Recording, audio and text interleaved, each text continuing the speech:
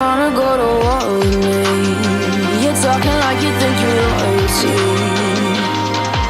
You think that I'm afraid, but I don't break. I heard you question my stability. You think I'll fall just like a guillotine, but I am here to stay. Won't look away. The storm is coming, so you better start running. No, you can't control, feel it in my bones. I'm coming for the, coming for the.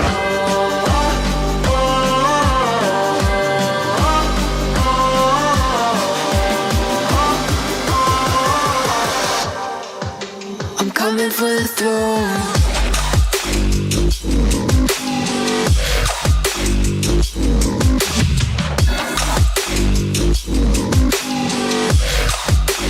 Coming for the throne.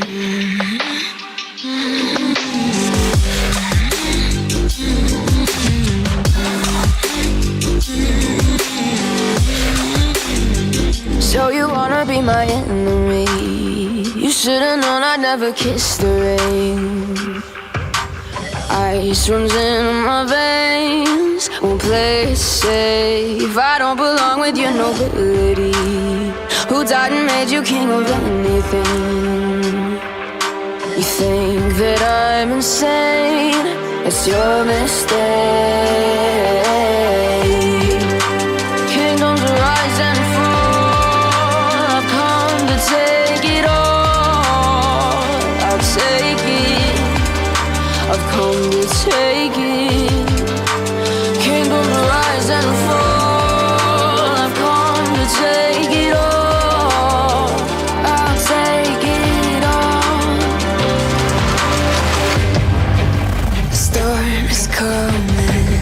So you better start running. No, you can't control, feel it in my bones. I'm coming for the, coming for the.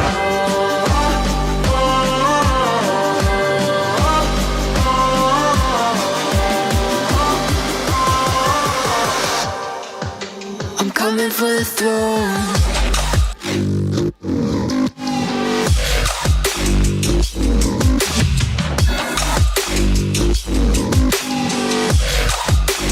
Coming for the throne.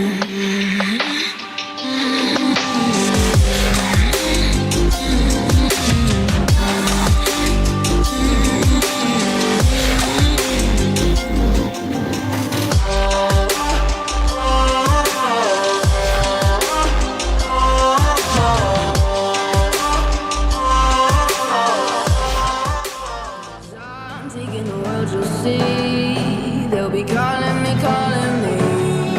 They'll be calling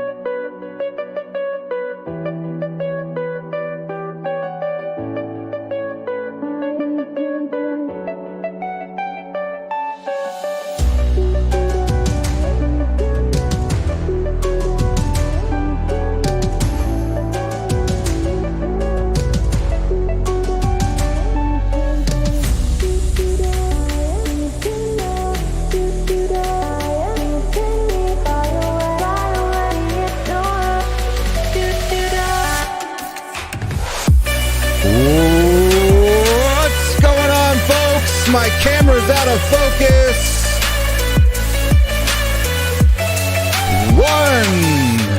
One at the clock. We gave Liverpool the clop. Anyways. Good match today. Hope everybody out there in the comments is doing good tonight. I see we got all kinds of people. Full Bull stealing Alex's thunder once again with the steak. The link is pinned to the top if you want to join the show, if you want to join the panel, if you want to come in and have your say. Click the link, do so. And let's see who else we got in the comments here. We got Ji Young Lee, or E.G. Young. 안녕하세요. He or she says, 새벽 4시에 경기 봤는데 동점골만 안 먹었어도 한음 익힐 수 있는데 좀 힘들게 됐네요. Yes, that's correct. 안녕하세요 to you as well. David's in the house. 안녕하세요. 오늘 너무 아쉽네요. 그래도 잘했습니다. Very good. Glad we got all the Korean fans here today. We've also got U.S. fans as well, British fans, other fans, all kinds of fans. We got Philly in the house. Koys, let's go. Tennis Files, all kinds of good stuff. We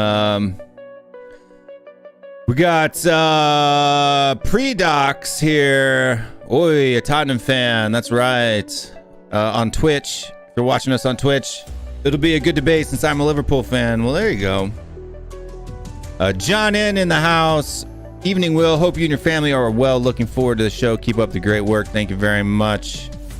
Come on, we played better. Liverpool deserved 3 points. Oh, no, you didn't. Stop. Hello. Who was man of the match today? Statistically, Emerson would be man of the match today if they would play good defensively. Philly, US flag. There we go. Tottenham Tantra Gold in the house. He's a member of the channel member. If you would want to join a channel membership, you can hit that join button below, or we got patreon.com/THFCRants. We got a bunch of people that support the channel that way as well. And the list needs to be updated, so I'm not going to throw it there tonight. Sorry, folks, but that's the way the cookie crumbles when you're a busy guy. And then we got Reload X rocking his Korean. He says Emerson Royal은 이번 역보다 더 납니다. That means something about him not being good, but I don't know what 번역보다 means. So Dave or Goguma, you have to help me out with that one. But yeah, let's start bringing in the crews. Let's do this one here. The first guest of the night, good friend of mine, good friend of the show, in the back. Let's see. Badoom. He's got him. He hates spaces. Everything's got to be one word. Our friend from the UK staying up late for us tonight. Sean Butler with that Spurs show is in the house. Welcome. How's everybody doing? That's not Sean, by the way. What's going on, Mr. Spurs Talk Show? What's going on? I'm good, buddy. I'm good, mate. I'm not even slightly tired. I kicked this afternoon, and I'm staying up late for the UFC. So, okay. Delighted to spend the time with you on your channel. How are you? I'm doing well. I'm sorry, by the way. Oh, don't worry about it. To be honest with you, I was more I don't mind fiery debates. So for people that don't know who aren't watching, we got in a little bit of a friendly tiff over on Bob's show earlier tonight. I was more frustrated at being muzzled than I was the interaction, right? So like normally here on our show, we flesh these things out until we're all friends again. No. At least you got to stay on the show. Hey. Yeah.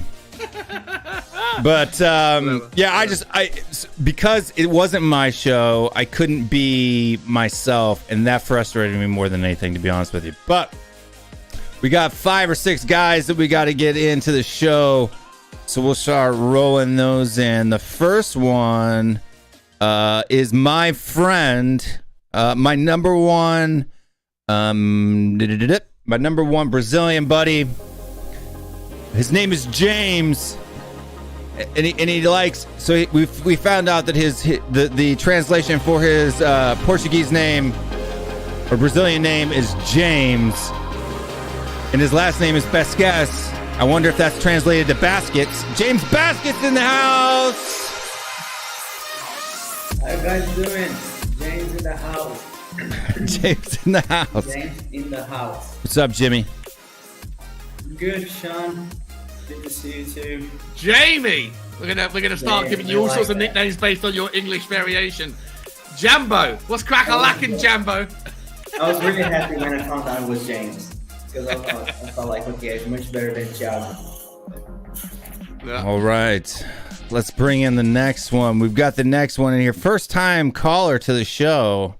I'm gonna mispronounce your name so bad. He just left. Why'd you leave? I was about to bring you on. Look, when I designed this new logo, I totally didn't think about my my camera wanting to focus on the beautiful logo rather than my not so beautiful face. You also didn't incorporate Will Stewart in Korean letters. Yeah, I should probably do that. Will Stewart. No, Will should stop is using his stats, because he uses statistics, and it's because of him I need to go through all this in a college that doesn't use math. Oh shit! See, I got notes too. His looks like a school assignment is what it looks like there for statistics. But yeah. We got that's right, Cody Mack, Jimmy Buckets. That's Jimmy what we're calling Buckets. you, bro. You did nickname. Twerk will twerk. No, I don't twerk. At least not tonight. Maybe maybe after a few beers, I might get the twerks in. But I'm gonna try to bring this guy in. Oh, he just popped out again. It looks like he might be having connections problems. But I'm gonna mispronounce your name. I'm gonna do now. But Cheeky, if you can get back in, go ahead and do so. But we're gonna move on to the next guest, and this is another fun guest that we have. T.I. was partner in crime, causing havoc in Indiana. He likes to talk and he likes balls, but he likes to talk about balls more. Colin is in the house, the Talking Ball 1. What's up, Mr. Colin? That music is too much fun, man. Slapping the beers, smart. Slapping the bass. Yeah, man. But so yeah, just happy with this point. You know, kind of. I really thought we were gonna snag 3. We'll get into that later. But yeah, I'm just buzzing, man. I'm happy to gotten the point, closing the gap. Top 4, here we come, baby. Hi, Colin. Hey, how are you, lads? Hey, we got one more young guy. Big fan of the show. I like him a lot. Cody Mack says he dances to Colin's music every single time. Not gonna lie. Who doesn't? But we got him here. He's young, but he's smart. We got him here. Everybody give your love. Show your love in the comments for Dan THFC in the house. I need to get some Dan music. Dan, what kind of music you like? I don't know, honestly. I don't. I like the music that I listen to. So is a variation, like some Spanish music, some English music, some random music from UK, some reggaeton. Like it's variated. It's eclectic. So you're telling me I can basically just pick anything and then it'll be good to go. Yeah, sometimes I even listen to jazz. I don't know. Some jazz. That's good. It is good. That's fine. The worst Korean translation I've ever seen. 좋아요를 부수다. Sorry, Cody. Google Translate. Good try. No, it's like I don't even think I think it's like a combination of two Google Translates, to be honest with you. Busuda. What does Busuda mean? I don't know, but anyway, we'll get into that. He's trying to get into it. He's trying to appeal to certain audiences. Yeah, he's trying to twerk to the Korean audience. That's okay. No, we love the Korean audience here on WillStewartTHFCRants. But today, Liverpool, we had a match. We drew. A lot of people thought it was going to be impossible for us to get a result tonight. I wonder who that was, Stell. But we did. We got a result. Thoughts on the match? We'll kind of go around the order that we brought him in. So, I almost called you Spurs Talk Show. Sean, what are your thoughts on the match? Buddy. I thought the game was good. I thought Tottenham were well worthy of a point. I think you could make the argument that on the night if any team deserved it, we did. I've spoken to a few of my Liverpool friends afterwards, and they'll say a draw was the fair result. I thought we needed the best from our best players, but I actually think we got the best from our worst players. If I'm honest, I think that Sonny and Kane. I know Sonny got the goal, but on the night, I don't think that they would be the top two players in the Tottenham shirt that I'd give the credit to. I'd be looking more for people like Højbjerg. I thought Ben Davies was really good in the second, especially in the second half. I thought Dyer, Romero, Emerson obviously got the man of the match according to the stats. I don't know if he got the man of the match in the game. I think maybe Luis Diaz might have done, but I thought we got the best out of the worst of Tottenham. And on a different night, on another night, if that final cross to Højbjerg, if it fallen to any other or most of the other players that would be in that position, then we could have scored we could have taken all 3 points. But I thought Tottenham, cool. Sorry, mate. Go on. I agree with you 100%. Like it always seems that we have like this bad luck. There's like this luck thing against Liverpool because, I mean, even that shot from Diaz, which was kind of wild into a big group of player, if it was maybe an inch or two more inside, that deflection clears the net rather than hits the that. And if it doesn't hit his foot at all, yes, Lloris probably stopped it.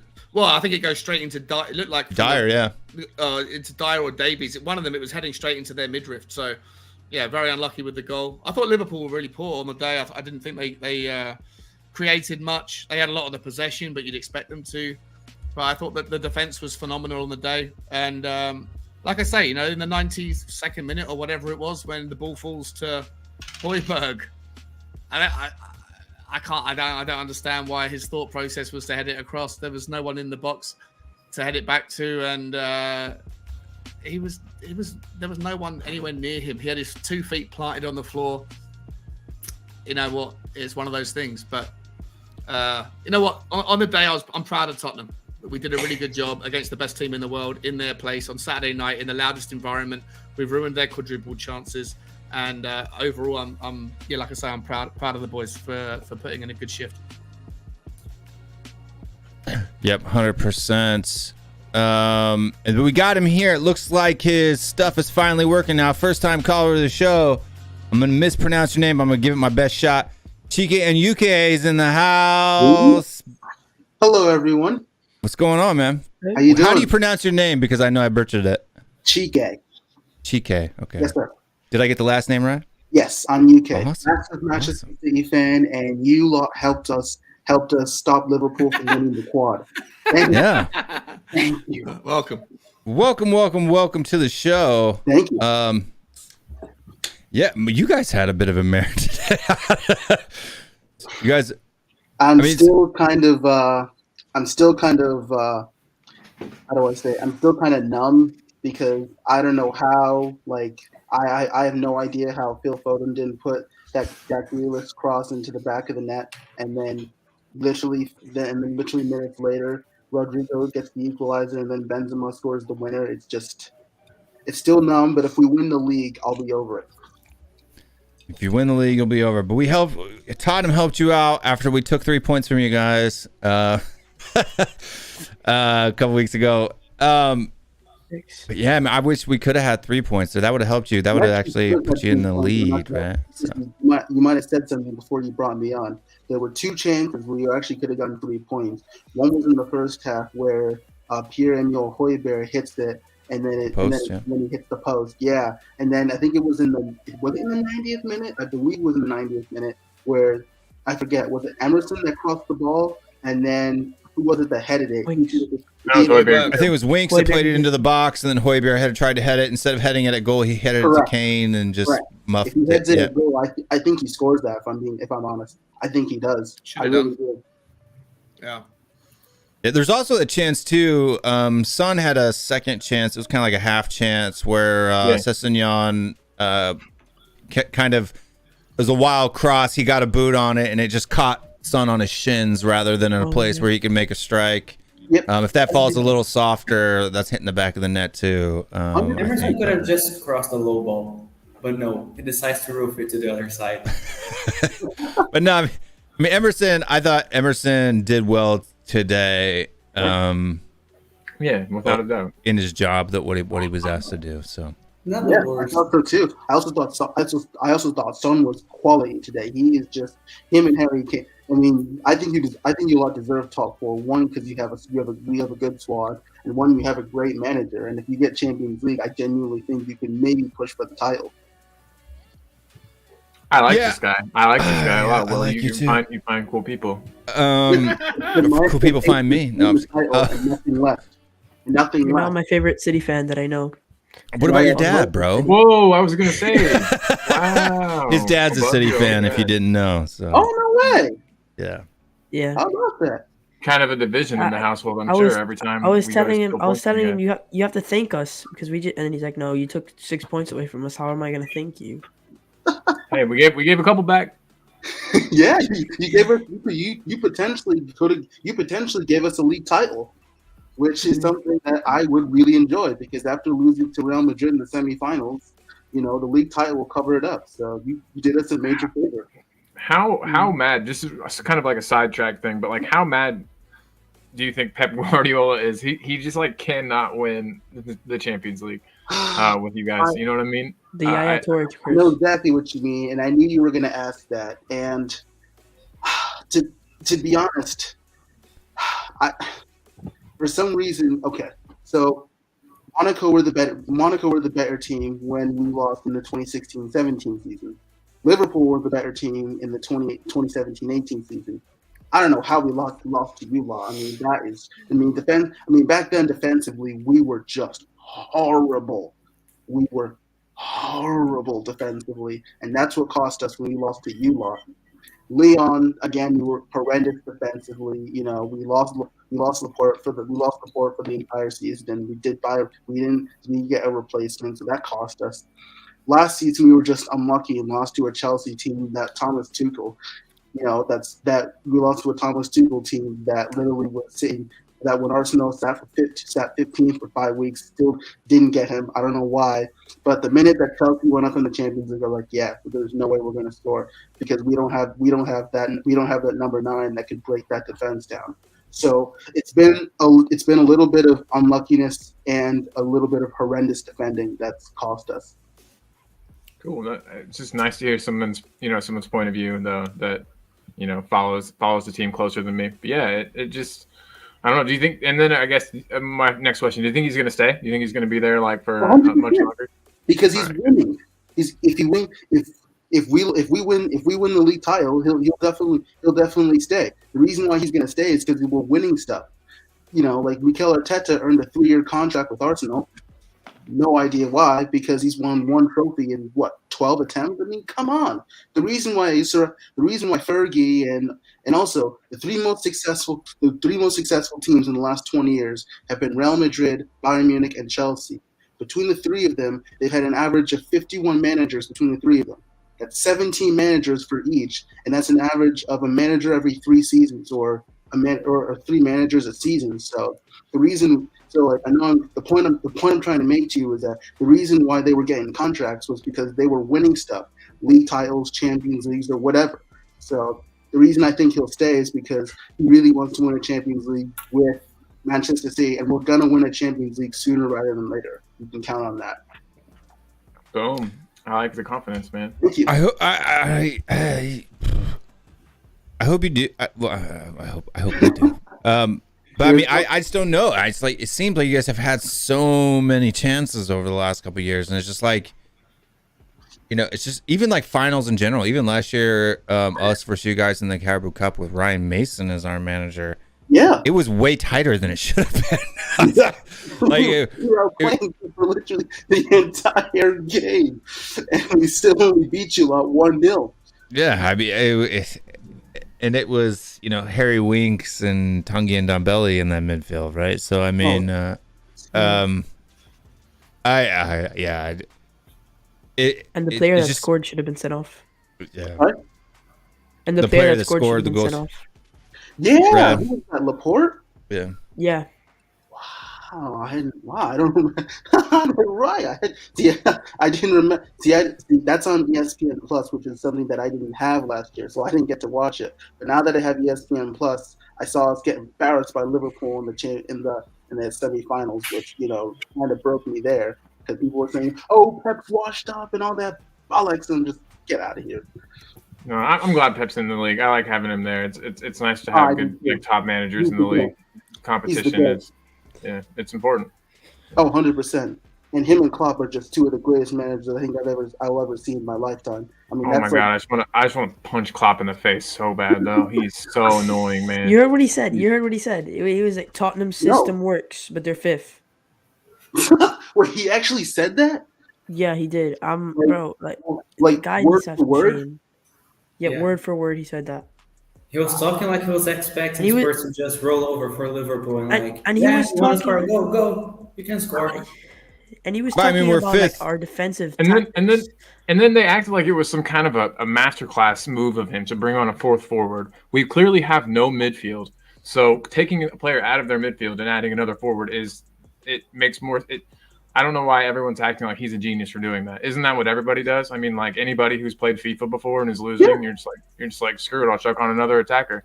I mean, switch from a 4-3-3 to a 4-2-3-1, right? So I mean, that's a very good point. When you have a cushion, you can do things to negate the other team from coming at you by putting on a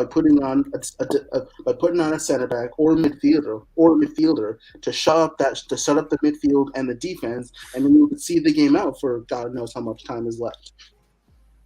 And then Jurgen Klopp before the game was like staring at us practice. Like the guy's so weird. He's definitely a weird dude. He always does it. He does it every game. He's a weird dude. So I guess the way he gets into people's heads, right? Standing on the sidelines, just staring you down, watching you. If I was a player, all it would do is make me mad. Probably make me play better. I don't know. It wouldn't affect me if I was a player. I would just. Why is that guy looking? He's not focusing at his team. His team could be in the background just playing around, and he wouldn't notice doing some mistakes. He wouldn't notice. But I've got a $5 super chat here from Spaceman. Are you in space, Spaceman? Spaceman. Maybe it's like I always wanted you Spaceman. to go. That's an English song, popular in the 90s. Sorry. There you go. I don't know too many. I know some Westlife songs, but that's about it. And they're more Irish than British or English. But big cheers from sunny California. He says, "Keep it up, guys." I guess you're not in space, man. We should call you California man, not space man. California guy in the house. Boom, boom. And but let's go around the horn here and ask people, like, who do you think your man of the match was today? So we'll start with Sean. What do you think about your man of the match for today? Well, for me, the two options really were, I thought Emerson made a good shout for it, or Højbjerg. But on the live stream that I was on, we put 4 names into the chat. We put Emerson, Højbjerg, Romero, and Dyer, I think, were in the chat. And I think Emerson got like 54%, and Romero got like 40%, and Højbjerg got very little. I thought that Højbjerg put in a really good shift today. And we should have probably put Sessegnon in, because I thought Sessegnon played really well on the left. But actually, for me, it was Emerson. But the reason I mentioned the whole live stream thing was because I thought that Højbjerg played really well, but apparently everyone that was watching the game that we were commentating on didn't agree. So Emerson edged it, but I also think there's a bit of like a bias towards his vote because he hasn't done very much prior, which goes back to the thing I was talking about on the previous stream we were on, which was maybe have we overlooked, maybe have we cast the die on him a little bit too soon. I wasn't suggesting we have. I was asking the question whether the other 8 people in the stream thought that we had, but it went down like a sack of warm sick. So I think that Emerson got the man of the match performance. Emerson. Sorry, rambling. All right, Thiago, Jimmy Baskets, Jimmy Baskets, Jimmy Bucket, Jimmy Buckets. No, why did I say Margaritaville? Margaritaville, Jimmy. So you can call me Hill. No, I'll call you Wilbur. Call me Gil. Wilbur's not unique. Like that's like everybody goes with. That's like another. What's up? Wilbur's a good one, but For me, it's unique, Wilbur. I never met someone called Wilbur. The famous pig. You never seen Charlotte's Web or read Charlotte's Web? It's a good story. It's a good story, Togo. It's a classic. You should check that out. Don't cry though. It's a little sad. Okay. Man of the match. Tough one. Actually, Sean was talking about the 4 names they put out. I was surprised they didn't put Ben Davies. I thought from the first center backs was actually the best. Yeah. I thought he had a good game as well. The block he made for Solid shot was unreal. Great shout, Colin. It was an amazing block because that ball was going in the back of the net. If that didn't happen, that was 1-1. 100%. And I have no idea. He just like appeared. It was almost like he had somehow he turned on the NOS and just like shot forward. You know what I mean? It was moved faster than I've ever seen him move. If he was that fast all the time, maybe we'd have our wingback problems, solved. But he's not. Yeah. And so A player I would really like to give a shout though, because I think in the end a lot of people are not talking about him much. Is Romero. I think we're not talking about him as much as we could. And just on Twitter, some stats: he 100% tackles won, 75% aerial duels won, 9 ball recoveries, 8 clearances, 1 block for Romero today. There was one cross that he just appeared out of nothing to clear the ball, like just dived to clear the ball with his head. It was very. yeah, good. that was awesome. That was really cool too. That was towards the end of the match. He was very good. But I'm gonna give it to Ben Davies. I usually give him a lot of stick, but today I'm gonna give him a little bit of love. He was very good. Hopefully he keeps up like that to Arsenal. Definitely, man. Yeah. Who's next in the list is Colin. It's me, baby. All right, so no one's gonna agree with me at all. But I'm just gonna throw it out there. I'm gonna say Kane. Actually, I think he was instrumental. Right. I know, but he was so important. That goal would not have happened had Kane not been able that cross or whatever from Emerson. That was just a wildly hopeful ball that Kane, he's got the ability to take those out of the air. He's got really good ball control. It looked like I don't know. The whole goal was down to him, honestly, I think. And he just did a good job. He did a decent job spraying out his passes like usual. He helped us beat the press.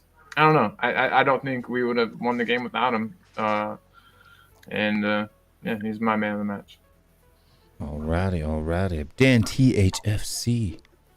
Well, for me, I think it has to be because of what he's been recently, Royale. But however, I still don't want to see him in the starting 11 next season. If he's still in the starting 11 next season, that is disgraceful. We need to replace him. These positions that played well today, they had a great game today, but they never do. So we need to replace them. We have to look at the big picture. If you're going to say that you want him to be playing in the starting 11 next season, we're not going to be a serious team.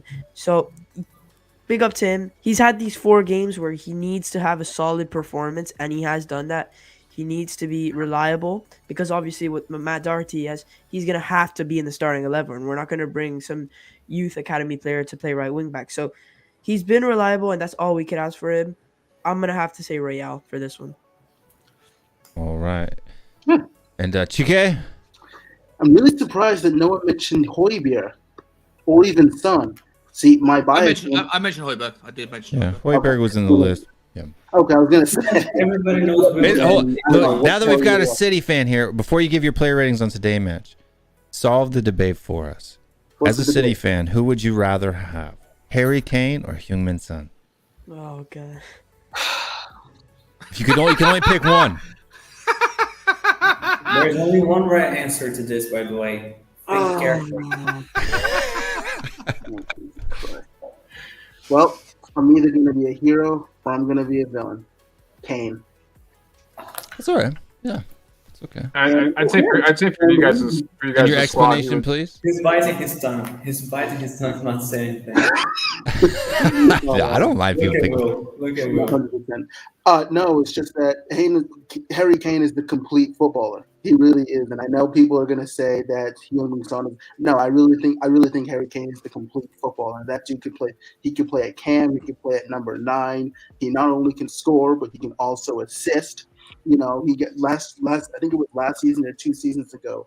He won Golden Boot and most assists in the same season. Like Harry Kane is a footballer. I'm sorry. I'd have to take Harry Kane over Heung-min Son. I'm sorry. I thought it was poor again today, though, Chike. I know, but that was one game. It's one game. So Harry No, it's Kane, not, though. He was poor against Leicester. He was poor against Brighton. He was poor against Brentford. The biggest 4 games of Tottenham season. And our biggest guy, the guy that you come... I'm not saying he played badly relative to everybody, but relative to the standards you expect from Harry Kane. Sure. He's You might not agree with me, he's still not at his best. There was a Anything point in like his best. Yeah, there was a point in the season, though, where Son had similar form to Harry Kane. Sure. Like, there was a 4-game period where Son was disappointing. When was that 4-game period? Careful, Dan. I can see Will. I can see Will. You keep bringing this up. You're going to bring up the fact that Son scored a goal, but then I'm going to bring up the fact that Kane scored a goal against Leicester, and that was a poor performance. Yeah, it was. Yeah, true. Good point, Dan. Good point. But that performance wasn't as poor. That Son Heung-min's performances were never as poor as Kane's performance against Leicester. Yeah, that's a good point. Kane against Leicester had But as well, 53% pass completion. Find me one game where Son has 53% passing completion, and I'll give I'm you just going to add $100. this one point, and I'll go and try and find that. But as well, for a City fan, you're obviously going to pick Harry Kane because the way that they play, they need a striker. See them going for Erling Haaland right now. So it was for the City team. If he has to pick one player, I'd agree with him that he'd go with Harry Kane. Mm-hmm. And if they do get a player like Harry Kane, they're gonna. And if we get Pogba too. Pogba, I don't know about Pogba, but Harry Kane for you guys, obviously I would hate for that to happen. Even if you get Haaland, though, you guys are gonna be a real threat. Oh, if Haaland can say, if he can stay fit, that's Haaland is like a huge question mark over his ability. You know what I mean? His fitness and his ability to stay fit. So there's only the 2 players in the entire world this season with the highest conversion rate are Son Heung-min and Erling Haaland. What? Yeah. Harry Kane is not on that. Wow. Yeah, Harry Kane's not had a good season. Not had a good season. Harry Kane's it's been It's like his worst returns in a Spurs shirt. Chike, can you also settle another debate for us, right? Yeah. So I'm known in the Tottenham community as being like a Daniel Levy defender, or like not even people call me an advocate of him. Sure. A lot of the people, I'm just someone who takes from a different perspective. But a lot of the people who want to throw Daniel Levy under the bus always mention 2 players that Tottenham could have signed, should have signed, and if it hadn't been for Daniel Levy, we would have signed. And those 2 players are Bruno Fernandes, who's fallen apart. His career's crumbling around him being a part of Man United team, and your new boy, Jack Grealish. Are you happy with the £100 million purchase of Jack Grealish? Hold up, before you answer that question, I want to bring him in because he's been sitting there for a little bit. So, I'm sorry. From the Canadians, the most rational and logical Canadian that I've ever met. If you're not on that list, you know who you are. Abdul Kareem is in the house. Got to bring him in on the drop. That's the way it works with Abdul. That's how it works. All right, perfect, man. Yeah, your music's pretty dope too, bro. I thought I had good music. But Abdul's in the house. So back to and just hold it right. Hold your thoughts right there, Abdul. We got Chike on a question here. Are you happy with the £100 million that you've spent on Jack Grealish this year? Now, I just want to clarify. Are you asking if I'm happy that we spent £100 million on Jack Grealish, or are you asking if I'm happy that we got Jack Grealish? I just want to be sure. Just like value for money, probably, right? Okay, and okay. I think he was worth it, and money well spent. Blah blah blah. No, because I think £100 million on a player is, and especially in Jack Grealish's quality. I'm sorry, that was so much, and there was absolutely no need to spend that amount on someone that, let's be honest, really hasn't had that great of a season or that great of an impact. I've no doubt that he's a great player, but the £100 million that we spent, Jesus Christ! I mean, we could have used some of that money and gotten your star boy, and then we'd be pretty much walking to a Champions League. So I'm happy with Jack Grealish. I'm not happy that we spent $135 million on him. If you convert that to US dollars. Yeah, 120 million US dollars, whatever it would have been. 130 US dollars. Yeah.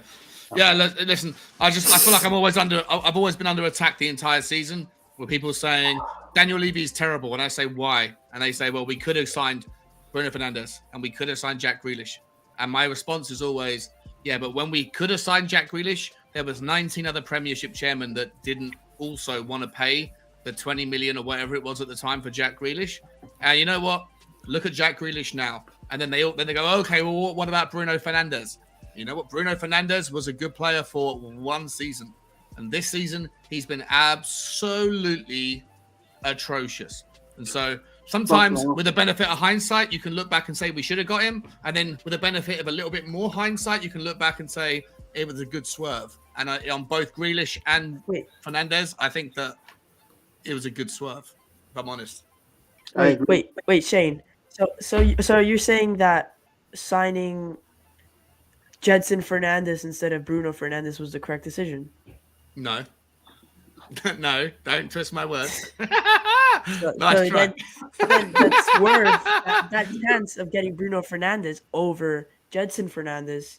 Yeah, but it's not a binary choice. It's not binary, Dan. It wasn't like one or the other. It was, do you want to pay I think it was Gio. It was Lo Celso or Bruno. I'm pretty sure that's what the question was. I would have rather get Bruno than Lo Celso. That's just my opinion, and we're all we're all able to have an opinion. But Gio's career is going to thrive. He's going to flourish. If we can get a deal now, I think, you know what, everything might end up working out, because if we can finish the season well, then we don't want Gio Lo Celso. He spent a year and a half at Tottenham. He doesn't work in the English system for the Premier League. He had zero effort. His attitude was awful at Tottenham, but he's gone to Villarreal and he's done very, very well. And, you know, he's been a revelation there. But you know what? Maybe there's 35 million quid left in his valuation, but what we can do is go to Villarreal and say, here's Villarreal, take Lo Celso, here's 20 million, and then let us have Pau Torres.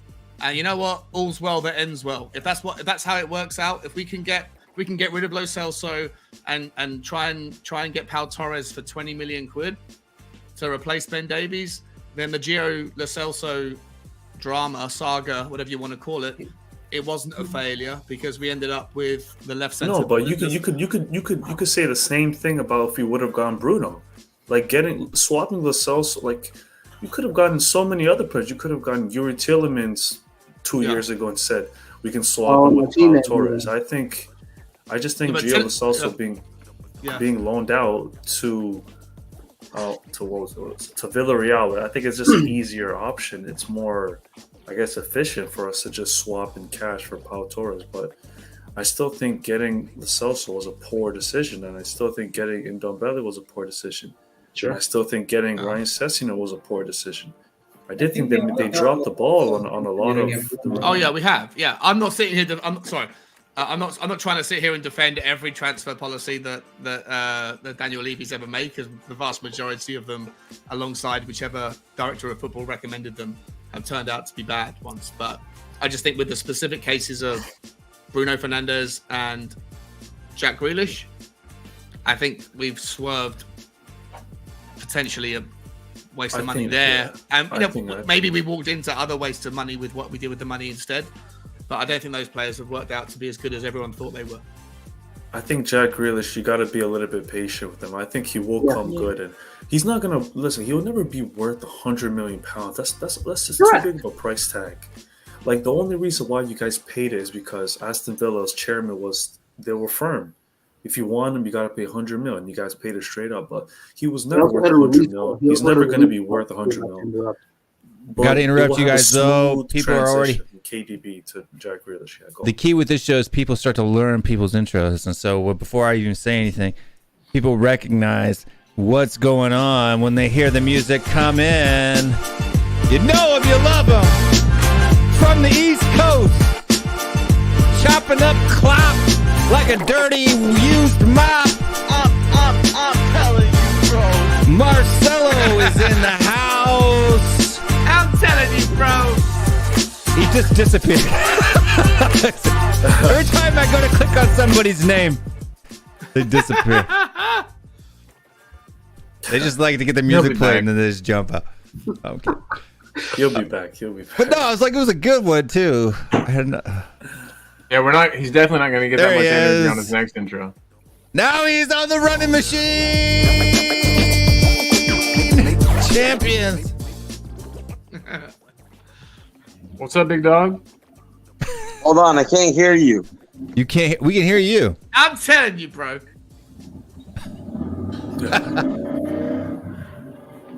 Got the Indianapolis 500 rolling again. Yeah, sorry about that. All right. Indiana, man, it's pretty white trashy. You gotta watch out. But Marcelo, once Marcelo gets his stuff, sorted out. Yeah. So look, the Jack Grealish debate for me, I think that one, you're in a city system with a lot of really good players, so the love, there's going to be a different kind of love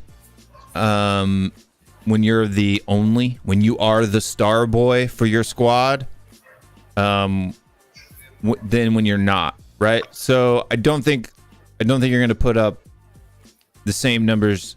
Like, I didn't expect him to put up the same numbers in a city system as he did at Aston Villa. There's been some games though where he's helped you out, created chances, had some of those, passes or in assists and setting people up that have won you guys tight games, especially in Europe. To be fair, that Madrid game, he wasn't bad. No, he wasn't. Yeah, it was good. He came on, had an immediate impact, and should have scored. But Courtois had other ideas, and Phil Foden just had a shooting boots on. We would be playing Liverpool right now.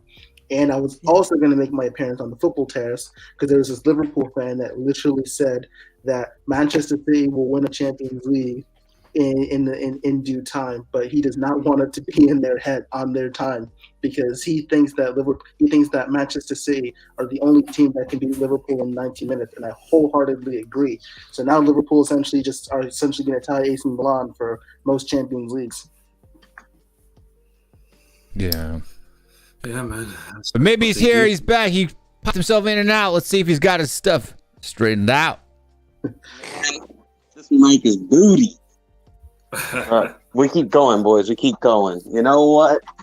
Listen, I wanted the 3 points, but didn't get it. 1 point in Enfield. I'll take that any day of the week, though.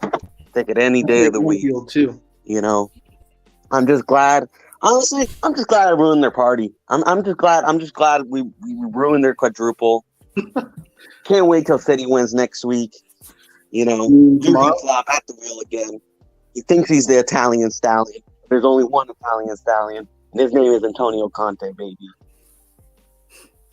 Yeah, no, he's definitely the Italian stallion. But let's talk about Mohamed Salah here for a second. I thought, to be honest with you, as good as Emerson was, I thought Ryan Sessegnon shut Salah down pretty dang good. That's the second time this season he's done that. Yeah. As well. And like we give crap to Sessegnon about his defensive abilities, but if you're able to man mark one of the best, if not the best, right, forward in the world, I mean, do you really have that many types of problems? Like Ryan Sessegnon, I think for me, I don't think his defensive prowess has really ever been an issue for me. It's kind of the same issue with Emerson Royale, is that going forward, they offer nothing, right? And in a Conte system where your creativity in that 3-4-3 system that Conte runs in the Premier League all comes through your wingbacks, especially the right wingback. Just makes Royale's position for me untenable. But I thought Ryan Sessegnon, I mean, he shut Salah down to like a 6.8. I mean, looking at his particular individual statistics on the day, his passing accuracy was 65%, really low. He had his shot blocked 3 times. He took 3 shots and all 3 were blocked. Only had 1 successful dribble attempt. Ground duels. So he was ground dueling with Ryan Sessegnon. Only 4 out of 10, right? Aerial duels 1 out of 3, right? So I mean, lost possession 20 times. That means Emerson forced or Sessegnon forced 20 possession losses. Boston, that one time that he got burned, that one successful dribble that Salah had, what did Sessegnon do? Threw him to the ground and took the yellow for the team, and then played, a good decent amount of time before getting subbed out. 78 minutes, almost the whole 80 minutes before, getting relieved by Sanchez. Yeah, I think. Look, when it comes to defensive duties, I don't think that's ever been my issue with Emerson or Sess. People say like, "Oh, I'd rather have Aurier back." I wouldn't personally, because of the amount of times Aurier cost us so many goals. If you ask me on top of my head how many goals Emerson was directly at fault with, only one, maybe 2. Yeah, maybe 1 or 2. His issue is just going forward. He's just crap going forward. Like, if you ask me how many goals Aurier costed us, I can, we can spend a whole stream doing this. So I think in a defensive setting, where you just ask them to defend, I think Emerson would have fit our Arteta system a lot better, because all Arteta asks of Tomiyasu is just defend. He doesn't ask Tomiyasu to go forward. He just asks him to defend. Just defend. But the issue is he does not fit in Antonio Conte's system. He simply does not. He is not a right wing back. He is not good enough going forward, and he doesn't. He can't cross. And when you got guys like Wayne, Son, Kula, Sexy, you know what I mean, bro? You got to get the balls in the box. Yeah, I think too. With Emerson, I don't even think he would be in a system like Liverpool, like in a Trent Alexander-Arnold role playing a fullback, right? He would be real. I think Emerson would do really well in a team like Burnley, or a team that sits back and plays a low block. I think Emerson could be a really good fullback in that type of a system. And to be honest, who I think he would have been really good under? I think he would have been really good under Jose Mourinho. Yeah, probably. Sure. And so I think that's the role he has, but unfortunately that's not the Conte system, right? That right wing back almost needs to be as prolific going forward as the right attacking mid or right winger in that system, right? That's the hard part for me, because the way that he plays lopsided. I mean, just look, and somebody mentioned earlier, he got a 7.6 on SofaScore. That's really good, seeing that he didn't get any goals or assists. Well, that's because the guy had 73 touches, right? He was on the ball. In a Conte system, that right wing back is on the ball so often. The play moves up to the right. They overload the right and switch play to the left, to the Eden Hazard, to the Heung-min Son type position. I mean, that's what they do. And what that requires, though, is a guy to be able to cross the ball. Yeah, and in my opinion, if we're gonna spend big in the summer, I think it would have to be that right wing back and that left wing back position. I think both of them. I think those are the two positions where you prioritize getting, like, you know how last summer we prioritized on getting, like, you know, Romero, like a really good center back. I think that should be the game plan this summer. You know, maybe get Tillosman, you know, to kind of maybe, you know, I still think Tillosman's a good player. You know, if Conte wants him, I want him. Maybe get him on. I think he's going to be on a free, right? Yeah. Get him on. Is his contract out? What's up? Is his contract out? I think he has one more year left, and I think he'll be around 20 to 25. I think. Tillemans wants out now, doesn't he? He wants to go this summer. He wants to go this summer. Yeah, he wants to go this summer. So, you know, get him pretty cheap. You know, he wants to sell. I think Leicester will be willing to sell. And then just focus on getting that right wing back and left wing back role. Spend the big money on that role, you know, whether it's Kostic at left wing back or Mal, one of those guys. You got to get a top player there. Cucurella. Who? Yeah. Cucurella. Cucurella. But Will, what was the statistic that you were telling me about to look for Son? Has he ever played as bad? Oh, has he ever had lower than has he ever had 53%? Yeah, 50% accuracy in passing. Damn. Well, in a match. Harry Kane had. I'm pretty sure it's 53% against Leicester, and Will was saying I'm not sure. Even in Son's little because like if you like in that game against Leicester, Kane out of the front three, Kane had the lowest passing percentage. He lost the possession the most, right? You know what? He had a goal. I personally don't look at those stats when it comes to forwards in terms of passing percentage, just because I think when you're in the final third, you're going to miss pass more than you are going to complete your pass because you're trying, you know, Kane and Son are trying to make passes where, you know, it's dangerous. You know what I mean? So defenders are going to have to block it.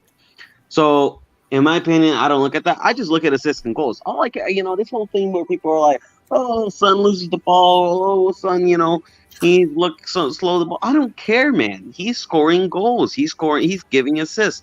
You know, Kane, same thing. He's getting assists. He's getting Son balls. But Kane Kane is in the 70s, not the 50s, right?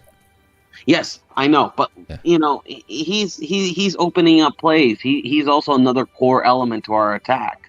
You know, for me, I don't even know why people even discuss those two. Like, it's just craziness. For me, it's foolishness to even they're the only solution at this club. When I look at it, like, who can solve something in this club? It's Kane and Son. They're the solution. Just build a team around them, man. Just build a fucking team around them. Imagine we had like a real proper back line that can pass from the back, cross the ball, not concede stupid goals. You know, tight, move the ball fast, back and forth, bop, bop, bop. You know, have a guy like Toby that can ping balls to Son, not always rely on Kane sending long balls. Imagine we had a midfield where, you know, you had like, you know, people don't rate him. I do. Jorginho, you know, some people don't, you know, criticize him. I think he's an excellent player. He's a tempo setter. Imagine we had a tempo setter like him, you know, who can calm the game down when need to, who can find the ball to the forwards, who can make that transition play. We have none of those at the club, bro. We expect so much from those two that when they don't produce magic out of nothing, we get angry. And it's ridiculous. Why are there bagpipes playing in the background? Because it's a good question, Sean. Thanks for asking. We've got him back here. He's come to say top of the morning to you. All the way. There was talk about the wall. I was going, where's this fucking music coming? What's this going on? Everybody in the comments, show your love. Flat and done. Okay, Sean, didn't know I was from Glasgow. It's so culturally inappropriate. It's not even funny. I know. He told me to. I asked him to find the most stereotypical music he could find. So yeah, there we go. We got New York St. Patrick's Day, police band music there. So yeah. And we got. It's so wrong. It's not even funny. It's not even funny. It's ridiculous. It is funny. It's funny that it's not even funny. But yeah. But we've also got him here. He's the voice that everybody loves. Where's Stelios? It's not Stelios. It is the James Bond of Tottenham Hotspur from Canada, Jason Groves himself. My accent is so not James Bond, it ain't even funny. Jason. All right, Groves, you didn't know I was from fucking Essex. That's right, John mate. Fitzpatrick says, Will, that was the worst Irish accent I've ever heard. That's the point. That's the point, John. I'll tell you what, though. Talking of the game, though, like Liverpool were on Kane on mass. Like every time he got the ball, Thiago. Yeah. they were on him. Fabinho. John, I'll be on it. Fabinho was all over him, wasn't he? Oh, yeah. They Before didn't. we discuss it, And they successfully did it. They didn't want him to turn with the ball. They didn't want to give him any space to unlock the son at all. I do want to thank Gogama again for the 10,001 super sticker. If you do want to help support the show, super sticker, super chat, super thanks. Afterwards, the new thing called super thanks now. So if after the show's over, you missed it, you can still show your thanks. But also, did you see Jurgen Klopp going up to Son and begging him to come to Liverpool? Yeah, he was, no, bro. Listen, one, it's sad, and two, guess what, bro? We won the Son and Mane debate. I've been saying it all along. He's better than Sadio Mane. People keep saying, "Oh no, Sadio Mane is the best." I said Sadio Mane could not do this with this Tottenham team. Jurgen Klopp knows. Marcelo, we were blessed today. Mane and Salah had really bad performances. We were lucky, man. Salah had a bad performance because Sessegnon put him in his pocket again. I thought Exactly. I don't look at it as the way that they had a bad performance. I look at it the way that our fullbacks played really good. Yeah, like Mohamed Salah didn't really actually have like statistically that bad of a game. Like he played worse against Liverpool. He played worse against Man City when they played. Salah has been in Sessegnon's pocket for about 7 months now. He gets allowed out to play against other teams, but whenever Tottenham turn up, he has to get back into Sessegnon's pocket, and he doesn't leave until. Yeah, that combination of Sessegnon and Son, because Son actually defensively had quite a good numbers defensively. Most of his statistics actually came from his defensive contributions rather than his. He had 1 clearance, 2 block shots, 1 interception, and 2 tackles. Son Heung-min himself, right? Yeah. Him and Sessegnon, when we play teams like City and Liverpool, do a really good job. They shut down Mahrez. They shut down Salah. Both of them really do well in that supportive role for each other. I think better than like a Kulusevski and Royal do. Like they do well together as well. But I think Emerson was more of a standout today defensively than Kulusevski was. Yeah. My only thing with Spurs is that they can do that to the 2 best teams in England and probably the world. But how come they can't do that to everyone else? Welcome to Tottenham Hotspur. Welcome to Tottenham Hotspur. But there's the other thing as well, though. When we How would play you like other your teams, they don't necessarily come at us the way No, they. we just listen. We're a team that just does not make sense. I already said it. Listen, last stream when we beat Leicester, wasn't I saying? I think I got a good. I think we're gonna put a good performance this game. I thought we were gonna get a result. You know, Stelios was calling me crazy. I said I think we can get a result in Anfield. Yeah, I know I call everybody crazy. We got a clip. We got clips going on from his appearance on We Are Tottenham TV on Friday, where he said we're gonna lose 3-1 to Liverpool today, and we were all mad. I said we're gonna lose 3-0. Scott M said we're gonna lose 4-1, man. Yeah, it was so funny too. Like I don't know if people watched and Sava, this isn't a shot at you. I love you. I said 2-1 Spurs. I thought we were gonna. I said 2-1. I said 2-1. I called the draw, so I got the draw right. You bet on the game? No, I didn't. But I can't. I live in Georgia. I can't bet, unfortunately. It's illegal. Yeah, it's online gambling illegal in Georgia. VPN. Yeah. It's, You live in Georgia now? I thought you lived in the I live in Carolinas. Atlanta, man. Oh, Man. cool. What? Atlanta. Gambling's illegal in Atlanta? Oh, that's bold.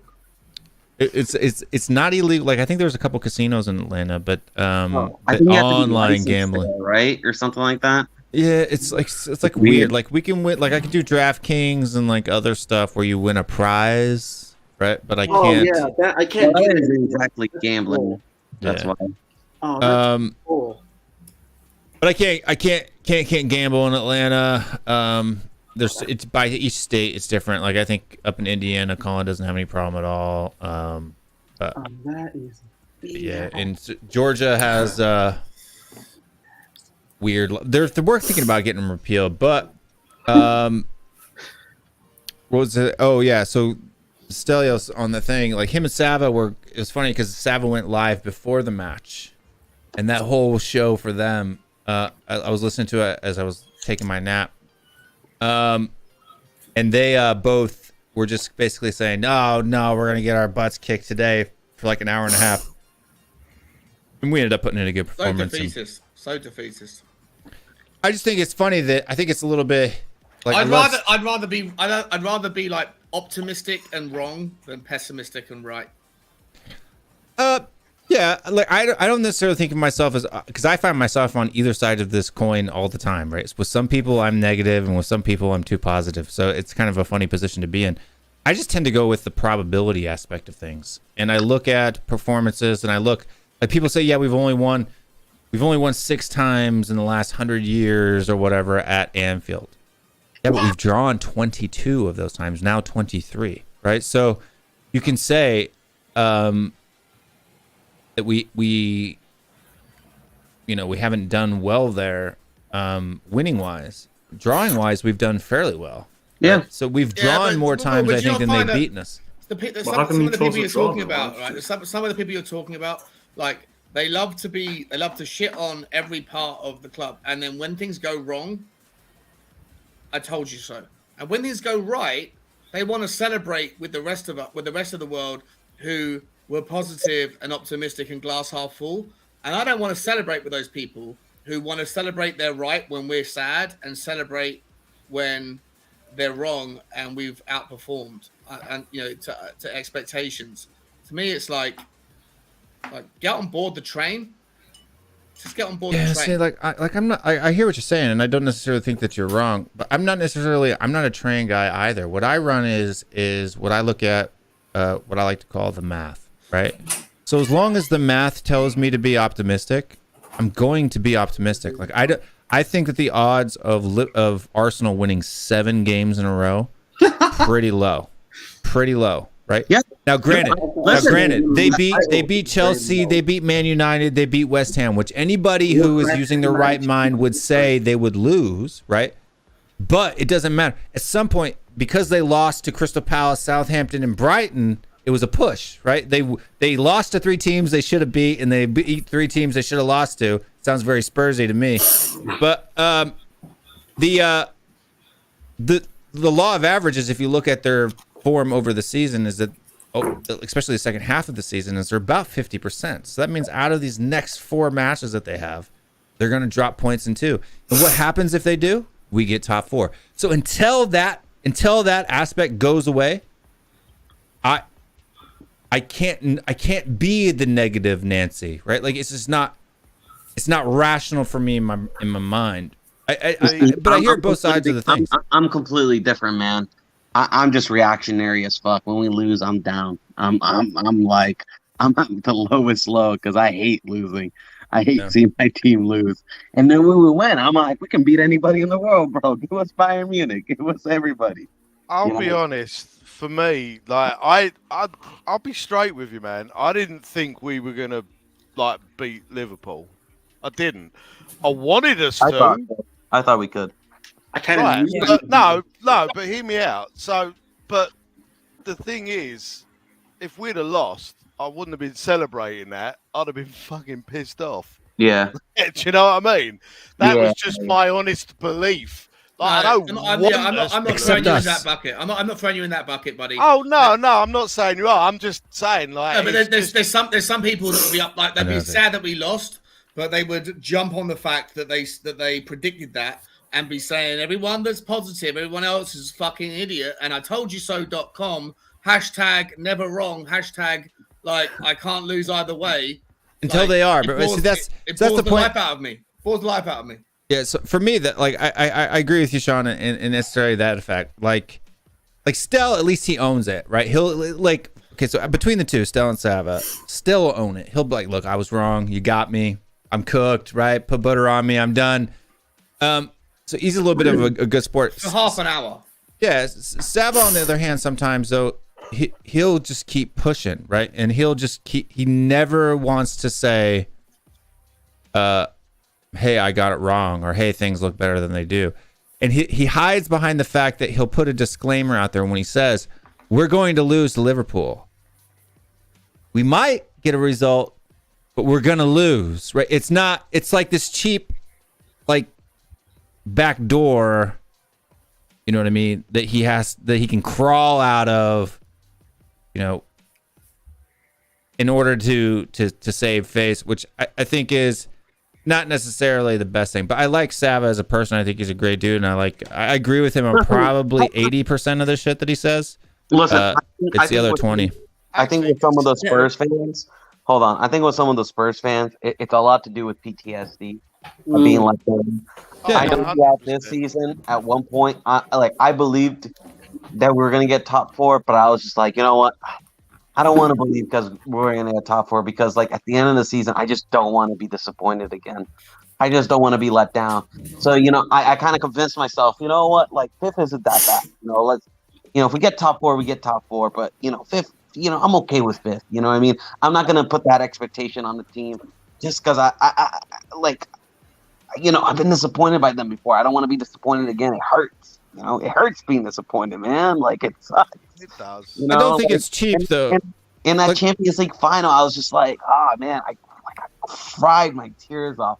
I legitimately thought we could have won that game. And it was one of my saddest moments. I'm probably going to catch some heat for this, too. But Bob knows I love him. But, like, Bob always says 4-1. Tottenham's going to win 4-1, 4-1, 4-1. It's not informative, right? Like, you're not really making a prediction there. You're simply just stating something you hope happens, right? Consistent inspiration. But it's not informative. Like, so what I try to be is I try to be informative. Okay, what are the options? What's our run out? Who do we have to play? What are the odds of us beating this team over that team? Am I going to get it right all the time? No, right? But we're talking about probability here, right? What will most likely happen? What should happen? Do things always go to plan? No, they don't.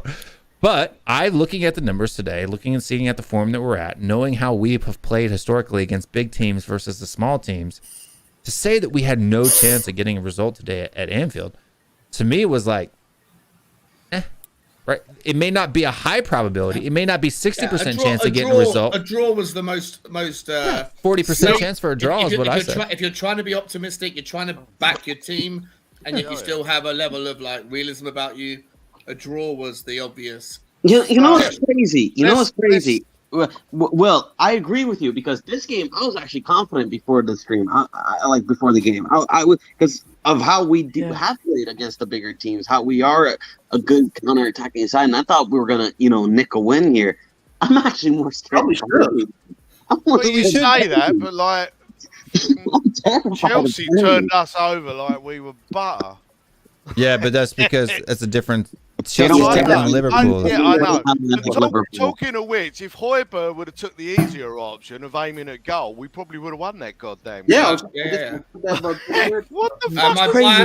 I had a 20 quid bet on 2-1 Tottenham, so I'm furious that he didn't just fucking head it into the ground. Right, it was easier to aim for the goal than it was to try and do what he did.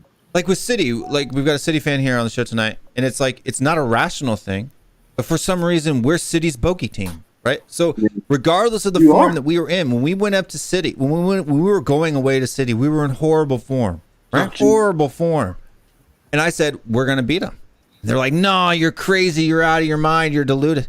No, we're gonna beat them because that's just the way that our players play. Our players are a little bit, I think.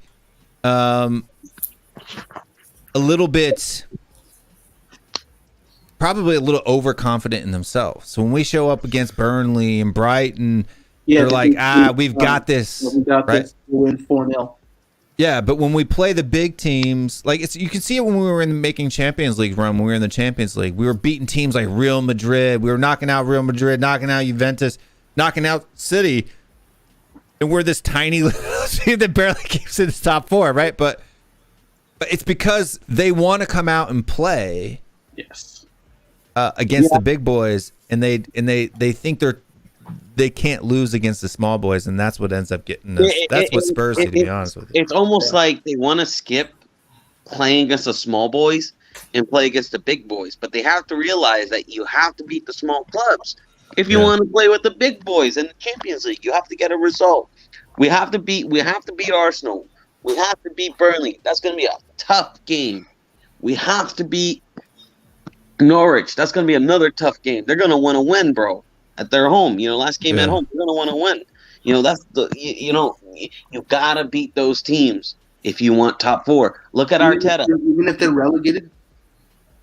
Who? Even they're relegated, bro, they have nothing to play for. They just want to win. True. Play for their team.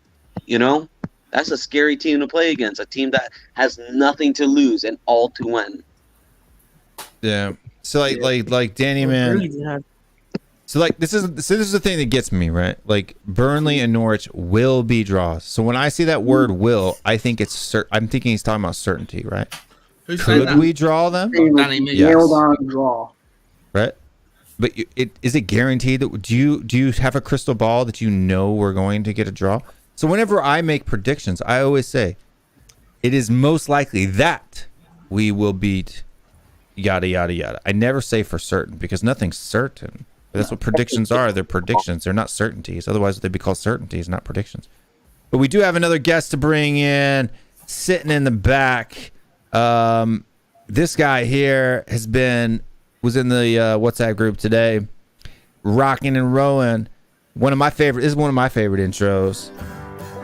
All the way from Appalachia, mixing his moonshine. Carrion from Spurs After Dark is in the house. I love it. How y'all doing tonight? Doing good, brother. We're doing good. Big. How's Cletus and Bobby doing? Cletus, he doing what he always doing. We go up there and he cut down the trees and he come. Nah, I can't keep that up. Shooting some yotes, yotes and screwing some goats. Is that what Cletus always be doing?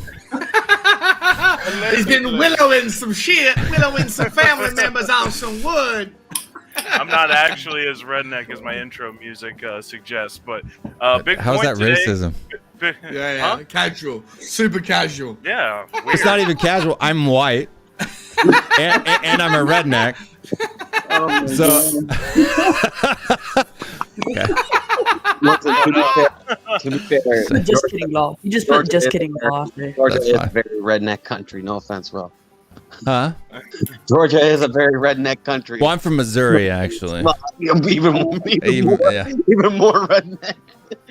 Well, no, we were a 50-50 state. We weren't straight up racist Yeah, state. but there's some areas we were only half racist state. Listen, you know what's crazy? There's some areas in the north that's like kind of redneck, like New Hampshire. New Hampshire, dude, redneck is a very mug. redneck, very redneck.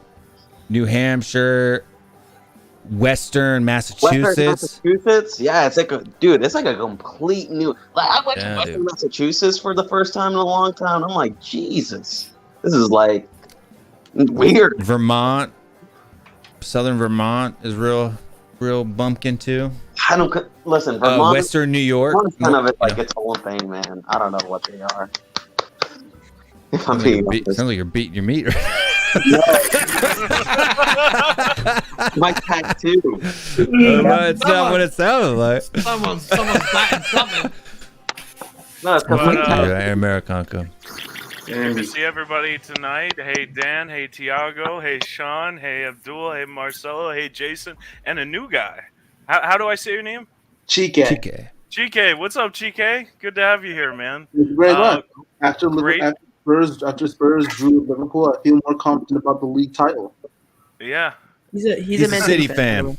He's a So- City Okay. fan, by the way. Oh, okay. And All Americanka right. wants to know, yeah, you're TK, welcome if you're for that. You're welcome. Americanka wants to know if you're Nigerian. I think. Yes. Yes. You know what's crazy? What's crazy? We gave Liverpool the chance back at the title, and we took it away from them. Because City's fans now. That is crazy. I don't think there's another team, is there, that's undefeated against the top team, against the top two. Tottenham Only Hotspur one. has single-handedly affected this title race more. We decided it. We decided the title.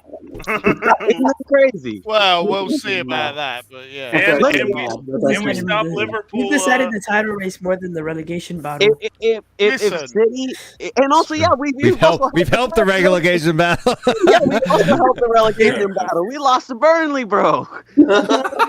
I'm gonna be straight. If us We drew drawing with to- Liverpool stops Liverpool winning the title, I'm gonna be quite happy about that. No, I am. If they lose, listen. If they lose by, I will. I'm by not gonna be one upset. point, if they lose by Oh, 1 look at my point because they situation did at not home, beat us, I am going to tag Rob. I am going to tag Shane. I am going to tag them, and I'm just gonna berate them. I don't care, bro. You know I the don't worst care. thing about this, though? Shameless. Arsenal can claim fourth Probably right. place by beating us at our ground. No, wait, what? Yeah. That will be Uh-oh. fucking unbearable. But it's not going to happen, though. It's not going to happen. Oh, I That's not- don't that's think not it will. But if it does, can you imagine the shit? Oh, Jason, what was the last part? I don't know. Arsenal- Yeah, hang on a second. I'm hearing more music. It's another member coming He's here to in. cook. He's here to cook. He's here to cook it. Stallions. Stallion, what did I tell you? I told you can get a result. We went into this one with God bless we you, went into man. a gunfight with pineapples. Remember? We So went I into a did it. gunfight with pineapples. We can do it. Did we win? Did we win? Listen, it doesn't matter. Hey, a point's a result. I better sharpen my knives. I better sharpen my knives. I feel Stelios is coming in to give me some hard times. A result is a But why you guys do that? It's gonna go Wild West for a minute because I have to go visit the little general's room. I'll be right back. Yeah. But you guys Like a Will just running try not to around. get me demonetized.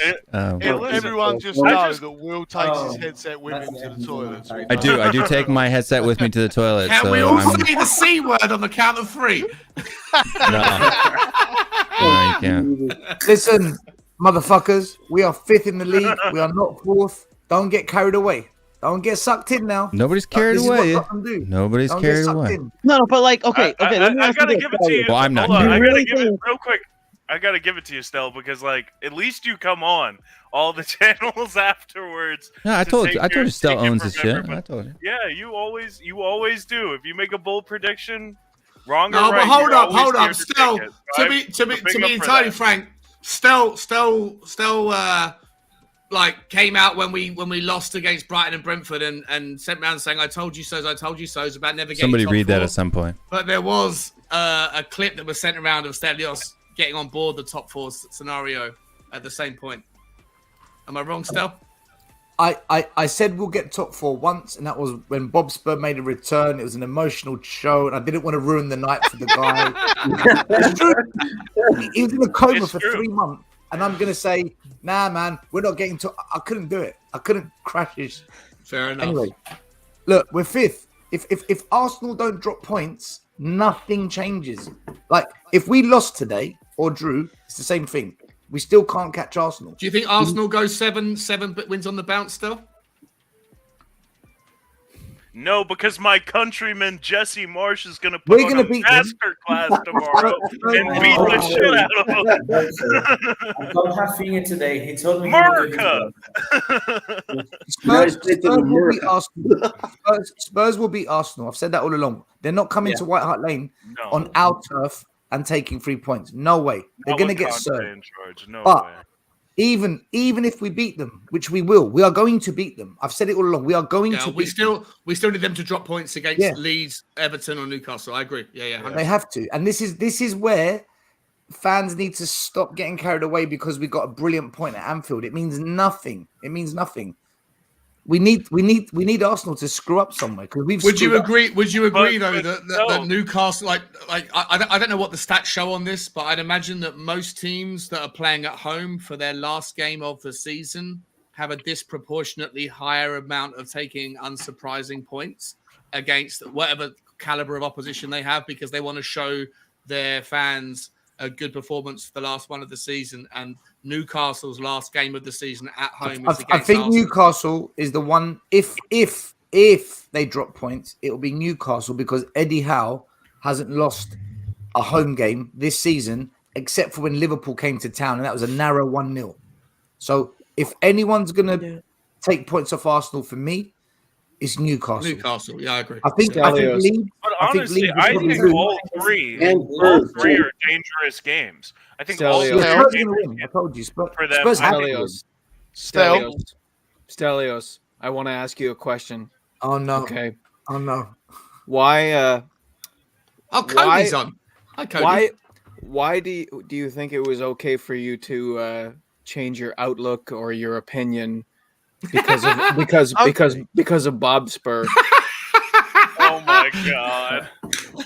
Oh my god. You're such a wind-up merchant, Bill, Cody. I'm going to be your lawyer. Don't answer that question. Go back Don't to his answer show. that. I was on the show, okay?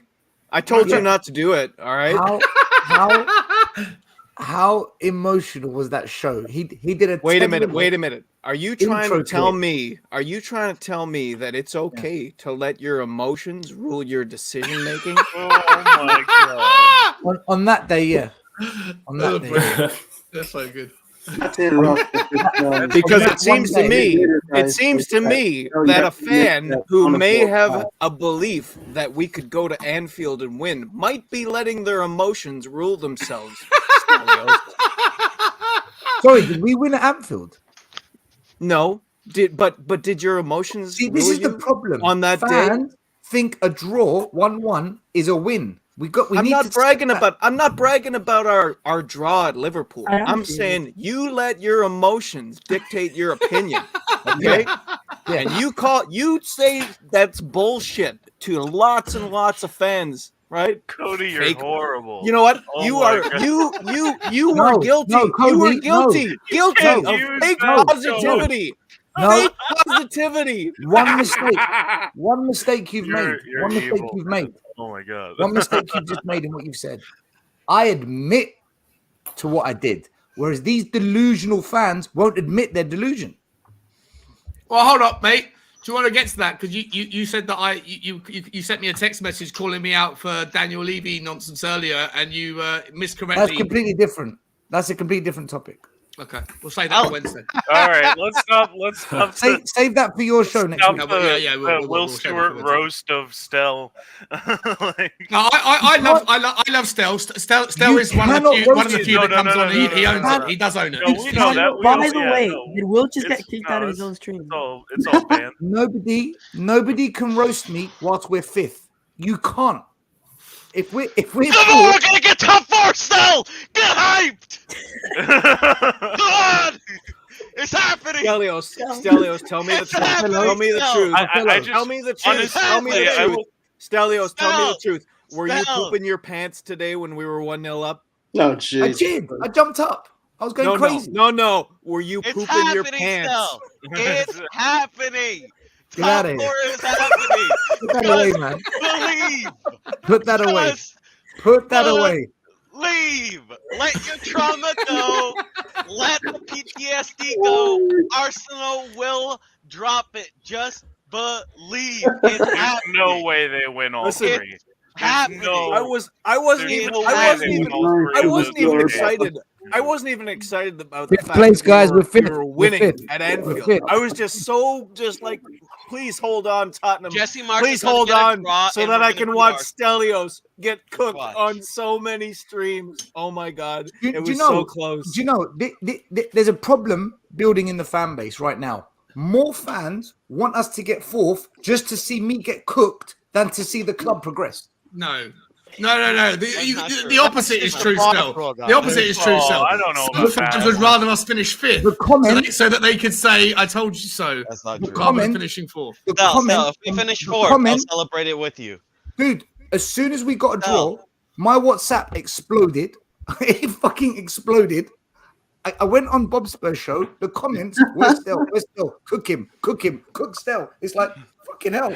Like, if we get top 4, I've come on here. What's the first thing Cody does? What's the first thing Cody did? He's turned the grill on. He's turned the grill on.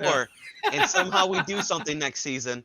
I won't say I told you so. I'll kiss your bald head, man. I'll give you a hug. I'll do everything. Bro. Hey, to be fair, I ain't said nothing about 4th. Okay, I'm just talking about. I'm just talking about emotions. It's gonna happen. Right? We're just talking about feels. You know, I'm gonna get into Stel's feel. Stel, Cody, remember that Leicester game? Remember that Leicester game? If you did, I'll do the same for you, man. Really? Remember that Leicester game? Yeah. Remember that Leicester game? I am touched. Remember when we thought we were Hopefully out, not while you're in a the coma, count, Cody. That'd be came wrong. back, City, it's meant to happen. I'm telling you. It's meant to happen. Top 4 is ours. It's meant to happen. You do this all the time, right? Arteta and Arsenal do not deserve Champions League. Look at their other 3 games. You've got Leeds who are fighting relegation. You've got Everton who are fighting relegation, and you've got. You not debate this nonsense amongst yourselves, man. There's no way Kane and Son deserves to play under that light, bro. Arsenal ain't got one player that deserves to play in that Champions League light. All right. Thank you. We got Kane and Son. Life doesn't work like that. Life isn't about care. justice. It is Life meant don't to work happen. like that.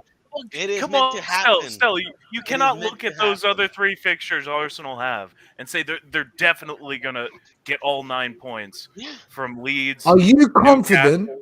Are you confident when Burnley come to play us? Yes. Yep. I'm shitting my pants. Listen to the pause. I am. You know why did you pause? You know why? Why did you pause when I asked that question? Because we lost to Burnley. Of course you can't exactly. not pause. So how can you say one thing? But it's getting down to the wire, and they're also trying to stay up. So that they have to come out and play. They have to try and get something from the game. They can't just put 11 men, behind the ball the whole game. They have to come out. So. Stel, it's okay. Guess what, Stel? Why are you so excited, man? No, guess you what, see what I mean? Guess what? Guess what? He's had a Red Bull. Listen. Yeah. I have PTSD too from this team, bro. I know what you're going through. I know the emotions. Just let go, bro. Just let go. Just allow it. Just allow it. You know what? After Leicester, I said, you know what? Fuck it. We're getting top 4. Fuck it. We're getting top 4. But you gotta admit, this is the funnest part of these shows, right? And this is why I love, like, we always talk about, like, we've had enough feels for the evening. Mr. No Feelings is back. This is the best part about these shows. This is the best part about these shows, though, because it's every other week with Tottenham Hotspur. It's Stel cooking us, and then us cooking Stel, and Stel cooking us, and us cooking Stel. That's what I love about this club. Like I told you, Stel, at the very beginning. I don't want to be City. No offense, Chike. I don't want to be beating teams 5-0 every week. Like that's boring, man. Like there's no why even get up to watch the match? Like the great part about Tottenham Hotspur is the roller coaster ride. Yes. Right? It's the drama. Hold on. I've supported Tottenham so long, I'm fed up with roller coasters. How can you cook me when we're 5th? How can anyone cook me when you're 5th? When we're 5th? We're gonna finish above Arsenal with 1 point. I do want to read this super chat because nobody did it. Jay Vader. I almost read it. Yeah, happy 20th goal, Sonny. Tell Stel he has to admit Son is world class. You did say if 20 goals would be a mark. Yeah, it's a milestone. Like if you hit 20 goals in a season. You know what?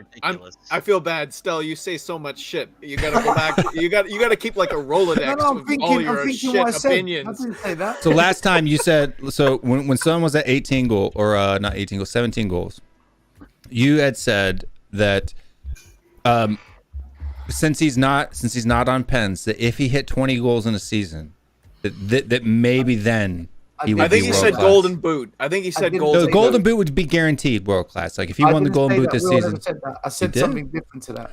I didn't say that. People forget who I am. Like, if you've got receipts, play them. Everybody thinks. I don't have it on my phone right now, but I'll have it for the next one. Play them. Play your receipts. I got it. There's I'll play it next time. I've got a receipt from a We Are Tottenham TV video saying, "If we get four, shoot me." Yeah, that's not Sunny. That's a different. See, what was that one? What was that one? If we get top, everybody in the Spurs community shoots you with a paintball gun. But we're not. We're fifth. Man, we're fifth. We're fifth. It's happening, Sal. It's happening. You listen. Get ready. Hold on. Get ready, bro. Get ready. This ain't paintball. This ain't paintball. It's BB guns. It's different. You, all of you, need to take a deep breath, relax. If we get full, cook me. I'm done. I'm done. What? Wait, stop. Stop. Everybody stop. Everybody stop. If it's Goguma's birthday, we have to is he saying happy Buddha birthday? Okay. Happy birthday, Buddha. Happy birthday. I was gonna say if it's Goguma's birthday, we're all gonna have to sing. So I don't know when Goguma's birthday is. You have to tell me. How do you sing? It's happy birthday in Korean. 생일 축하합니다. 생일 축하합니다. 생일 축하합니다. 생일 축하합니다. So whenever your birthday is, there's your song. Listen, I want to ask you something. I want to ask Stelio something because if there's one thing that he's maintained this entire time, no, just no. Don't worry. There's no cooking involved. No cooking. Okay. You can't cook. Do you have the ingredients, Cody? No.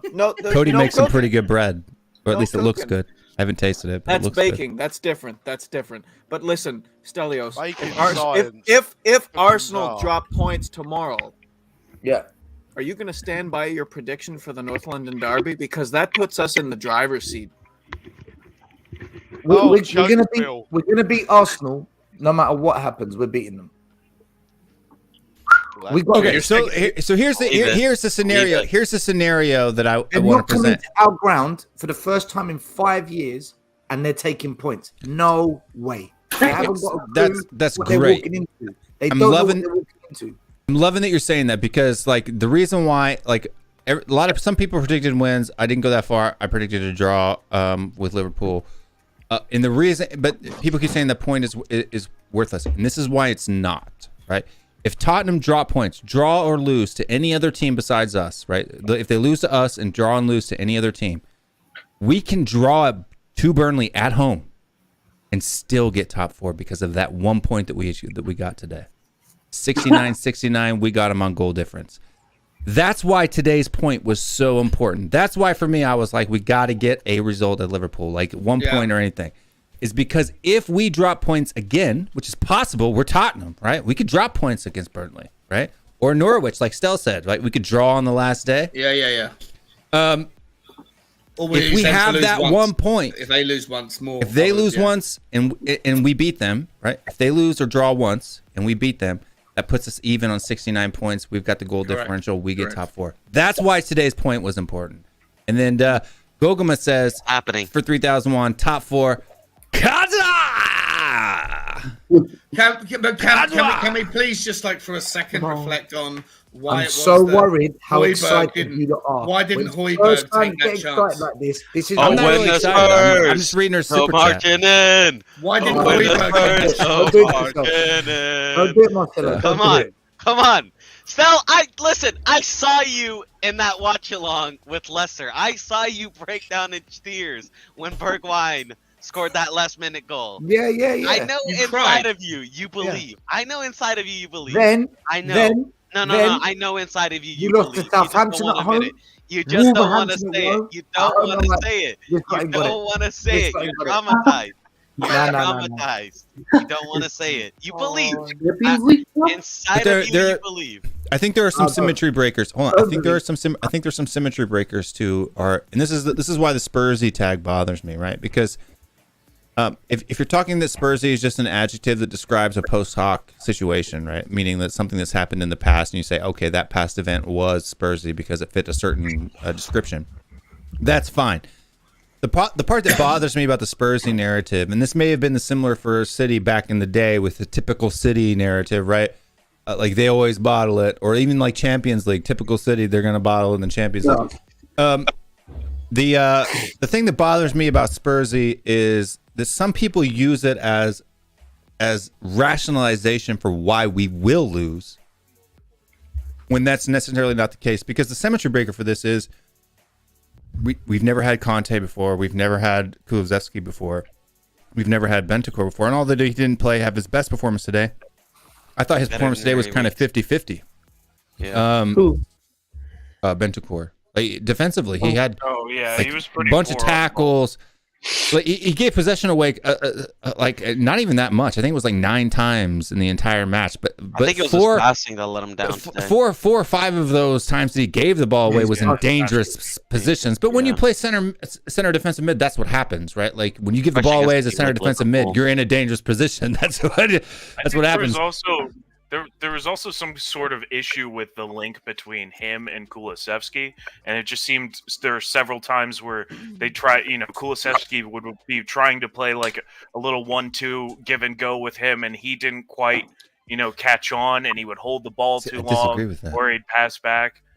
There were just a couple of times where I saw Bentancur do that I was like, and one time he put he expected Kulusevski to run in behind and like put a through ball into nowhere to nobody. But I think this is similar. I think with like the case for Bentancur today, because yes, I would be delusional to say that there weren't times when Bentancur.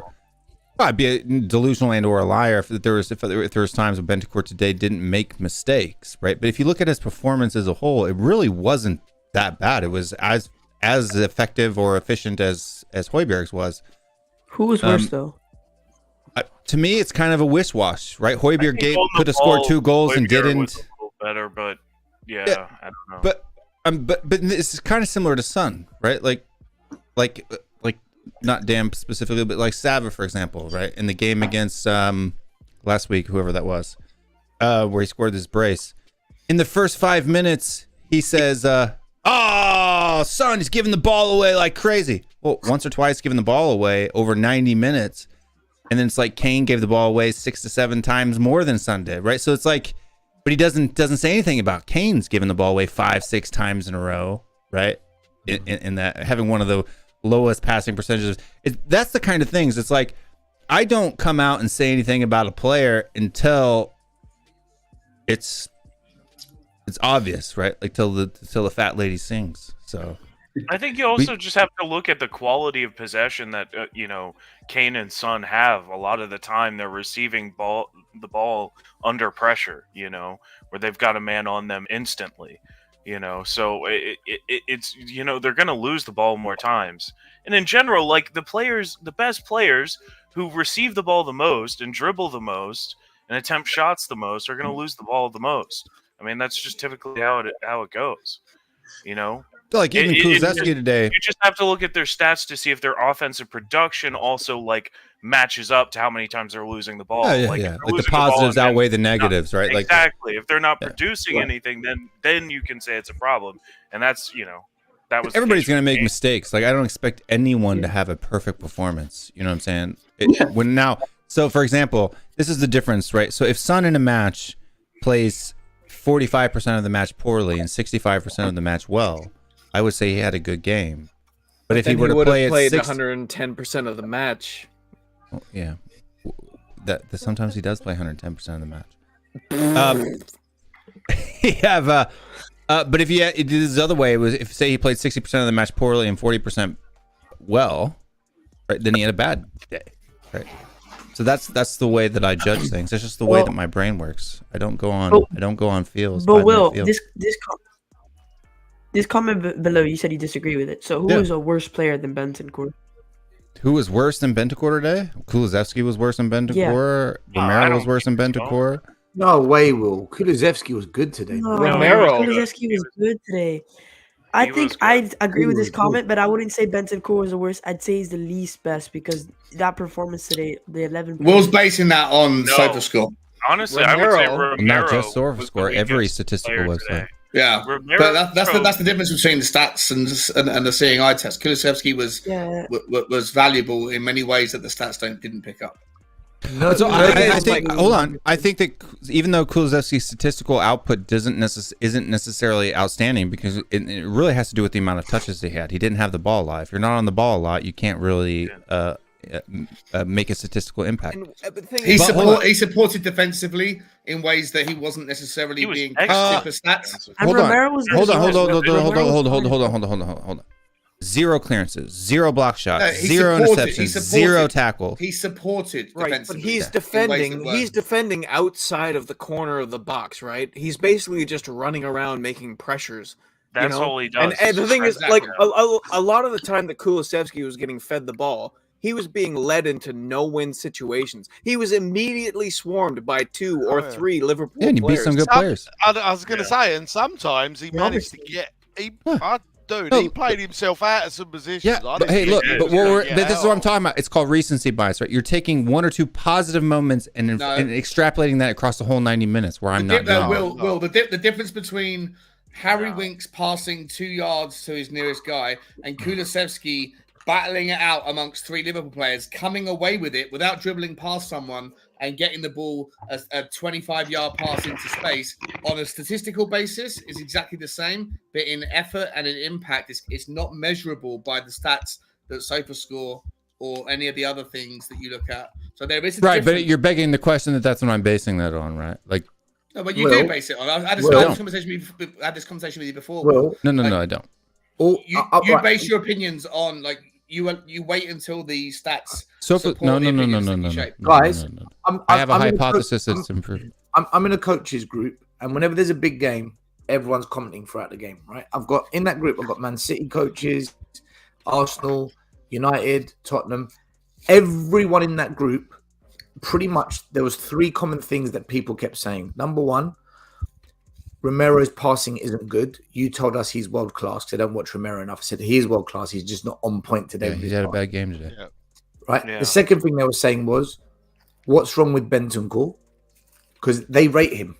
They rate him for when they saw us play against City. And the other thing they said was that Kulusevski's a player. They were all saying it. He's a player. Yeah. So I know the stats will say something different, but what I saw was, every time he got the ball, he relieved the pressure because he was the only midfielder, other than Son once or twice, he was the only midfielder that kept possession of the ball long enough to take the pressure off of us when Liverpool kept swarming. And quite often, he did make the right passes. I think he could have played better, but given that he was being swamped, no one kept possession of the ball for me in that midfield better than Kulusevski today. Although Son did actually keep possession. And also, you got to consider. Hey, everybody, shut their holes. The Empress is here. Oh, Gogama. Oh, she here, wicked. There's too many spaces. Oh, there's not. Actually, I can leave. I gotta go anyways. No, there's plenty of room. Good. You just got to stop talking for a second. Yeah. Fuck, are you gonna take that? But this is not the music that I have for her, so I apologize. But it'll work anyway for now. The Empress of Tottenham Hotspur is here. Everybody in the comments and on the stream, show your love for the one and only Gogama님. 안녕하십니까.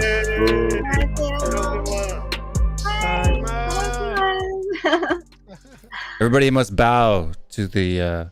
You can't see, but Empress. I'm totally bowing. Hi everyone. How are you? Hello. Happy birthday. Hey, Guguma. It's not my birthday. But just tell us the month of your birthday. You told me once before, I think. I forgot. And your social security number. No, we don't need your social security. Just the month. We don't need the date. Your address. Just the month. Passport number. August. That's right. That's right. Summertime. Yeah, look, I just feel that Kulusevski relieved a lot of pressure off of us, and he got us up the field, which was important. Well, the ball wasn't bouncing back off him. Like, he definitely held it up when he got it. He was just like in the same way Kane was. He was just getting fucking swarmed every time he got the ball. Like Liverpool were good for that. Yeah, I actually don't think Kane played that well today. To be honest, no, he didn't. But what I mean is Liverpool were on. He was off the pace. Kane was slightly off the pace a lot of the time. Yeah. Yeah, like the last two games, like his passing today too was like 50%. But look, for me, Kane, the difference is that in that second half, I thought Kulusevski was better in the first half. Yeah, right, than Kane. 100%. But Kane was better than Kulusevski in the second half. Well, Kula got pulled. He didn't get pulled till the 78th minute, so it's not like he got pulled right away, right? He played 85 minutes. What did you guys make of the substitutions today? Which one exactly? Sanchez one I understood. Sessegnon is if he's got to kind of protect him. I think there was more of a protection for Sessegnon. Also that, and also I think the legs were getting tired, you know, and I think just adding a defender there. Look, it's 1-1 against Liverpool. You know, like you got to be realistic. We don't have many attacking qualities in the bench. You know, like I know people keep saying about Bergwijn, but I'm telling you, man, like I think the Sanchez one was good. I don't agree with the Winks one.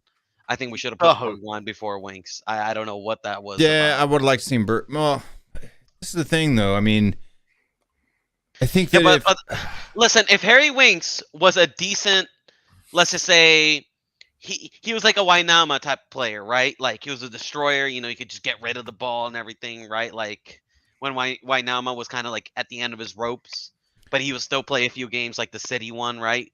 Yeah. Like if he was that type of players where, you know, maybe he's not that good anymore, but he can still like keep a clean sheet for the last 10 minutes, then I would agree. But he's not. He's the opposite type. He's the guy that can give you a goal, you know, concede a goal in the last 10 minutes. He's the type of guy that, you know, can I honestly, after him being directly at fault for conceding a goal the last time he played, I can't believe Conte played him again against Liverpool. I can't believe it. You know that, Kieran, you know that Højbjerg header at the end that he should have scored? That was a brilliant ball. Yeah, the one he was easier to aim at the goal than what he tried to do. Yeah. I'm sure it's Winks that put that ball in. Yeah, it was. That is true. That is true. Okay, Yeah. I mean, look, it was a good cross, but I mean, it just, I can't believe he had the confidence in him to put him on the pitch after that last. Winks makes mistakes, but he can have that really good but the thing is, through ball now and then. Long ball. I don't know why he keeps on bringing Bergwijn with 1 minute to go. I know. What's the point in that? Like, he did it against Brighton as well. Yeah. It's the same thing. You know what's crazy? That's the same thing Pochettino used to do with Bergwijn's already gone. Lucas That's the Moura. thing. He's leaving in the summer. He's already gone. Why Like, he's bring him already on then? decided. His agents decided. I don't know. So I why don't know. play him in? Because who else would he? And like, bring look, on? James and this is the thing Scarlett? too. Like, I don't understand. Hold on. Nobody I leaves don't Son. understand if it's just to give him some time and to give some of our guys some rest. Why not just rotate Kane and Son out? But why is it always Son? Because we don't have another striker. We're gonna bring on James Scarlett. But Conte sees Bergwijn as a striker, right? So in Conte his knows why. 3-4-3, it's a lopsided I know. 4-4-2. I can tell you why it will. Set pieces. That's why. Because we need Kane. We are so bad at defending set pieces that we need Kane in the box to defend Makes set sense. pieces. Makes sense. He clears That's a good. a lot. He clears a lot of set pieces. That is a good look. See people out there. That is a good and rational explanation. I also think it's simply because one thing that Kane is better than Son at is when he has his back, like he's better at dropping deeper and finding that odd long ball, right? So maybe he thinks that like, oh, Kane, you know, I put Bergwijn in with fresh legs, have Kane drop deep. Maybe he can find Bergwijn in the last, 5 minutes or 6 minutes or whatever. You know what I mean? Because you don't see Sonny really drop deep and pick up the ball and send a long ball like Kane does. You know what I mean? Sonny is more like he's better at crossing, he's better at driving with the ball, and he's better at squaring the ball than Kane is. But when it comes to that that narrow straight pass, it's Kane all day. Yeah, and this is a. And we don't have anyone like that other than Kane. And I'm gonna get a little bit personal here, and not in the fact that I'm calling anybody out, but I mean like personal as like in my own family. Like I sent a clip to Stell earlier today, and this is what kind of frustrates me a little bit about sometimes. And just so people know that I'm not all about stats, that there are things in the game that can't be measured in statistical metrics per se, and it's kind of like a lot of the off the ball movements of sometimes Harry Kane. In some of the matches, today wasn't necessarily one of those days, but in some of the days where he never even touches the ball, there are times where I've said he had a good game, or I haven't come out and necessarily criticized him. It's because today was a perfect example for personally. So like for whatever reason, my son who has typically been a midfielder is now playing striker and is playing striker regularly. He had 2 matches today in a tournament. In the first match, he went out and pressed a boy. That pressure caused an error that led to a goal. So he pressed the center back. The center back made a crap pass. The crap pass fell to one of my son's teammates. The teammate scored. So did my son get an assist for that? No, he didn't. The second time, my son was making a diagonal run into the box in front of the attacking midfielder. The center back followed my son, which left a channel, and the attacking midfielder shot through that channel and scored. Right? If it wasn't for my son's run, that channel wouldn't have been there. He'd have been marked by the center back. So those little types of impacts can really influence a game. Like make chances that exist that don't exist. Yeah. Then there's a substitute. So the coach substitutes my son after 20 minutes. The next striker comes on the field, and he's all over the place, chasing the ball around like a 6-year-old. And he's not in position. The wingers don't have help. There's nobody there. Nobody's occupying the center backs. We don't score. They come back. We go up 2. They come back 2. Then the coach brings my son back on again. He does the exact same thing. There's another goal that his run, drawing defenders away, opens up space for the midfielder who scores another goal. We go up 3-2. The game ends 3-2. I'm pissed off. I'm texting Stella. Look at these retards. Or idiots. Forgive my language. I'm old. All right. And second game, same thing. But my son gets 2 assists. 1 off his face. It was great. The center back was clearing the ball, bounced off his face. It fell right to his teammate. Who scored? But that's what I'm saying. Like, there are times when players' movements off the ball, and I think that a lot of times, Son. Oh, movement off the ball is fantastic. Yeah, his runs. Your son or son? Yes. No. Like you're Son, right. S-O-N, Son. I guess they're both spelled S-O-N, aren't they? But the thing is, Stel, I know what you're gonna say is like when you take out Son, you lose that movement off the ball. You lose his ability to break down lines. I know what you're gonna say, and Kane also loses that partner that is able to do that and allows his great pass to like with every great assister or like great creator, there is the great finisher, and Son is a great finisher. He smells blood. Like he envisions goals before it even happens, and Kane envisions his runs before it even happens. That's why it's magical. But the issue is Bergwijn, he doesn't do it nearly to Son's level. But the thing is, when you are breaking those lines and you are making those runs, it's taxing, man. It's taxing. Yeah, it does get tiring. And when you're in the 80th minute, your legs are tired. Even though Bergwijn, when you put him there, you lose. The talent level drops significantly, but he can still somewhat do it. You know what I mean? Like he doesn't do it nearly as close as Son's level, but he can still, he can still make some runs here and there. Right. Meanwhile, with Kane, his style is less taxing. He's more, roaming. He's not really more controlled. Yeah, he's more controlled. And also, we have no one in the middle, in the center, that can make those passes like he does. You know what I mean? Yeah. There's just no one. So I think that's why he substitutes Son. Yeah, I mean I just think that Harry Kane needs to rest sometimes too, right? Like he's He not. definitely does. He's not a robot. Listen, both guys need rest, man. We overplay. I've been seeing this to all be the time. fair, we've been playing once a week for a while now. Guys, Sean's gonna go to bed or not be on the stream anymore. I'm gonna go watch. No, the channel's fine. I'm gonna go watch UFC. I love you all. I'm tired, and I'm on my second cup of tea, so it's time for me to. I'm watching UFC right now. Nice chatting with you, Sean. Love you guys. Nice to see you, Jason. I've Cheers, got two Phil. more. See you I've got Wednesday. 2 more cups of tea left. So See you, Dan. Nice to meet you, buddy. Cody, always a pleasure. Nice to meet you. Carrion, nice to see you. Guguma, I love you. Much love. Will, appreciate you for having me on, man. See you guys soon. love you too, brother. Bye.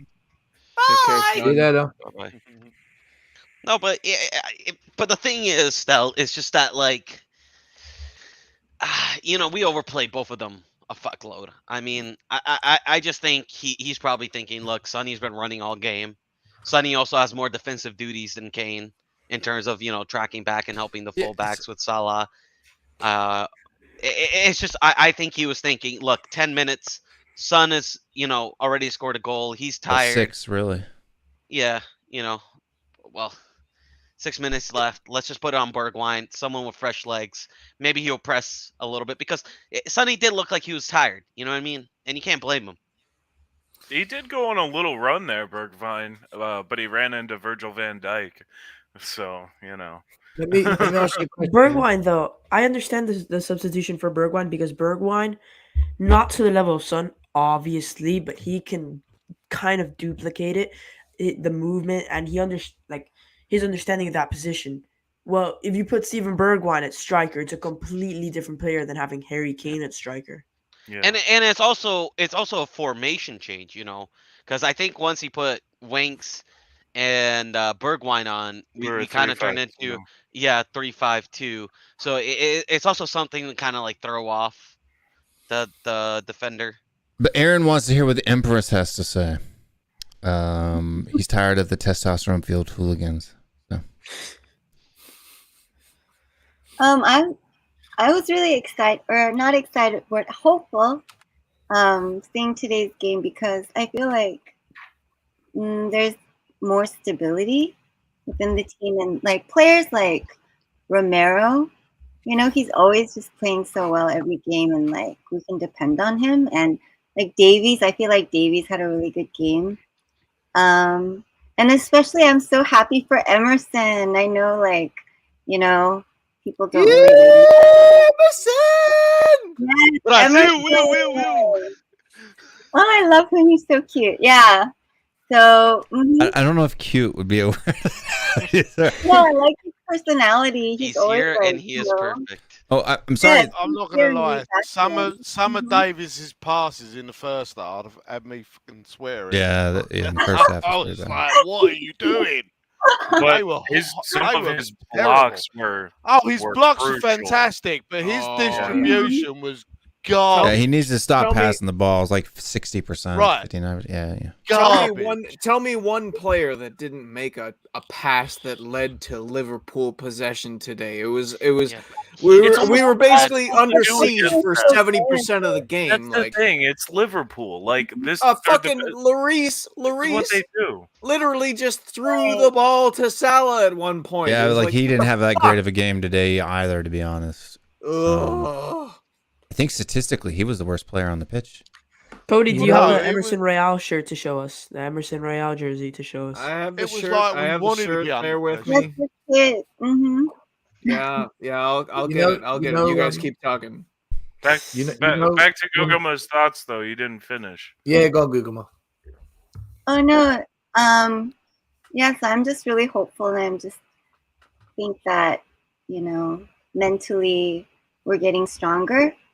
So Top 4 is ours. yes, top 4. There we go. Ah, yeah. See, Stelios. What are you gonna shit all over that? Are you gonna shit on that? Mentally getting stronger because we got 1 point at Anfield. That's 1 Yeah, point more I mean- than I thought we were gonna get. Hey, Stel, you gotta admit, in general. It's one more point than Stell thought we would get. 6 points off this. 6 points off this City team, and 2 points off this Liverpool team. Yeah. This season for any club in the Premier League is impressive. And then we lose to Brighton, Nobody else has Southampton. done it. Nobody's denying that. I agree. Middlesbrough, I agree. But Burnley every away. other team. What's the But point of every beating other those team has- great teams if you can't beat the rubbish teams? What's the point? But even Chelsea has lost games to some of those Chelsea teams. are third in the Champions League space, and they've got a cup final For coming now. up, the second one. For now, yeah, exactly. That can change. Exactly. They're I not mean, gonna I fall out of top understand four. where you're They're coming from, Stelios. And You know, let's be honest, Stel. You really think in the Whoa, form whoa, they're whoa, in, they're going to Let win that Gogama cup final? speak. Let Gogama speak. Chelsea. Sorry. Yeah, let Google speak. I was just gonna say I understand where you're coming from because, I You're a guess prick. in a way, if you're really mentally strong and you're a team who's a champion, then you should be winning the games games against kind of the mid-table or lower table. Yeah. So, but I feel like with this group of players that we have, and like their personalities and like their psychology, I don't think it's the type that where it's gonna just all gel at once. I feel like players on other teams, maybe like Liverpool, they have the mentality, the kind of players that have the mentality who can do that. But we have what we have, and I kind of just accept it. So considering that, I feel like you just have to work with, your players. And so, I feel like they're going to stumble, and they have stumbled, but, if they can go to Anfield and, get a draw, I think that's a good step. It's a step up, it's a progression. And I look, think that's listen, important. Mhm. and it also puts pressure on Arsenal because now It Arsenal does. is thinking.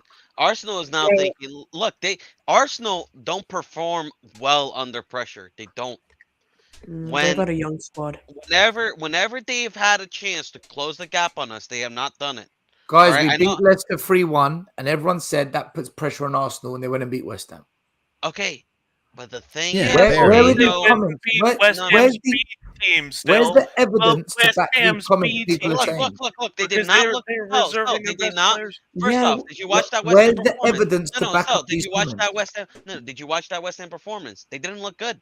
They won. didn't look good. Southampton. They won. They didn't. No, They Brighton. didn't look form- good. They didn't look good against a West Ham B team. They struggle under pressure, and I We think as didn't long look as- good against Leicester listen, City, dude. Listen, as long as we We keep won the 3-1. pressure on Till Arsenal, Kulusevski I came think- on, I you look think- very average. I think they're gonna drop points. I don't think they're gonna go on a 7-win streak. I think that's crazier to believe that Tottenham can't win our next 3 games. Is that I truly believe that. I look at those other 3 fixtures Do they have you to play. trust And us? there's Okay, no hold on. way they win all. Right, I'll ask you Everybody hold on again. for a second. No way. I hear what Stell's saying, and Stell is not necessarily wrong, but this is the problem that, like, you ever hear that 2 wrongs don't make a right? Like, did your mom ever say that to you as a kid? Like, my mom said it to me all the time as a kid, right? 2 wrongs don't make a right. Why didn't you listen, Will? I don't know. But I did.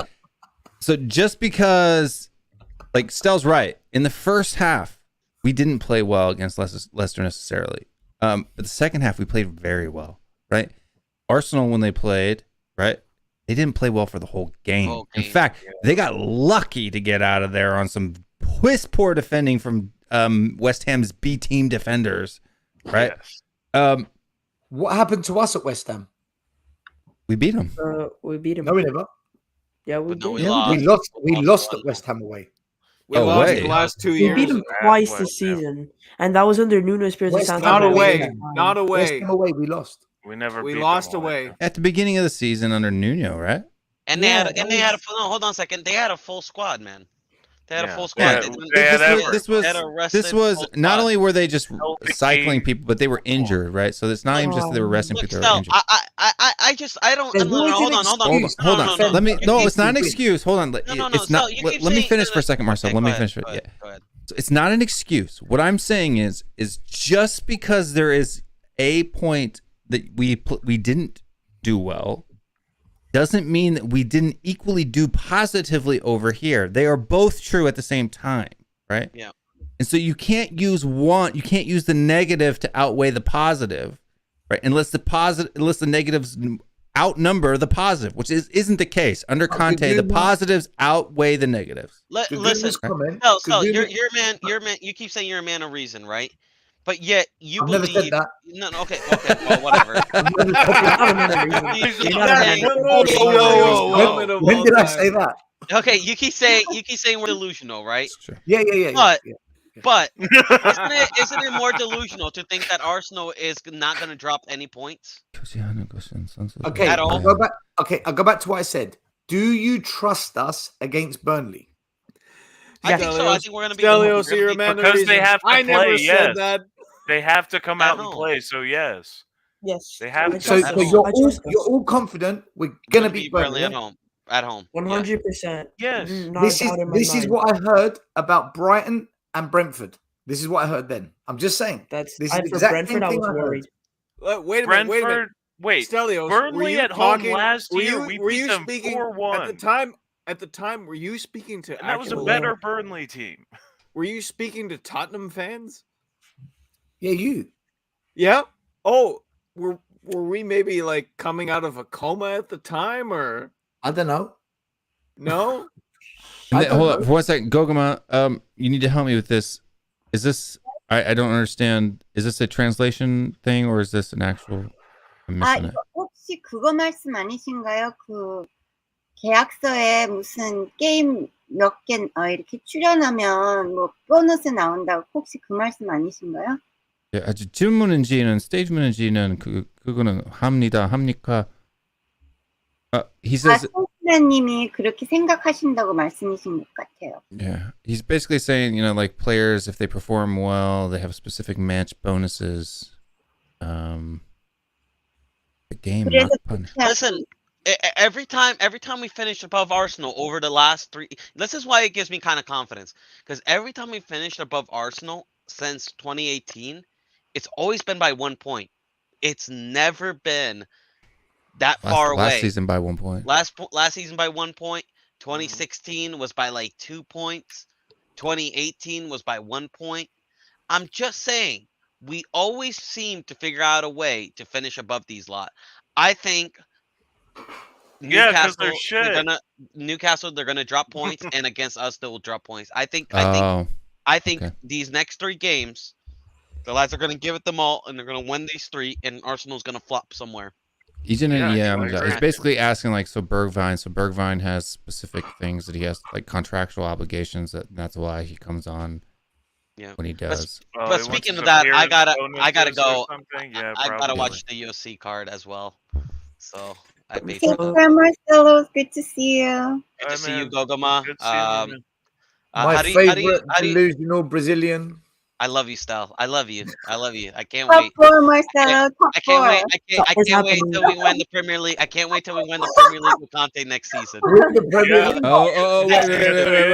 Next season. Wait. I'm bringing this up because I know you watch. I know you watch, mother. I know you watch, mom. The boy. Right.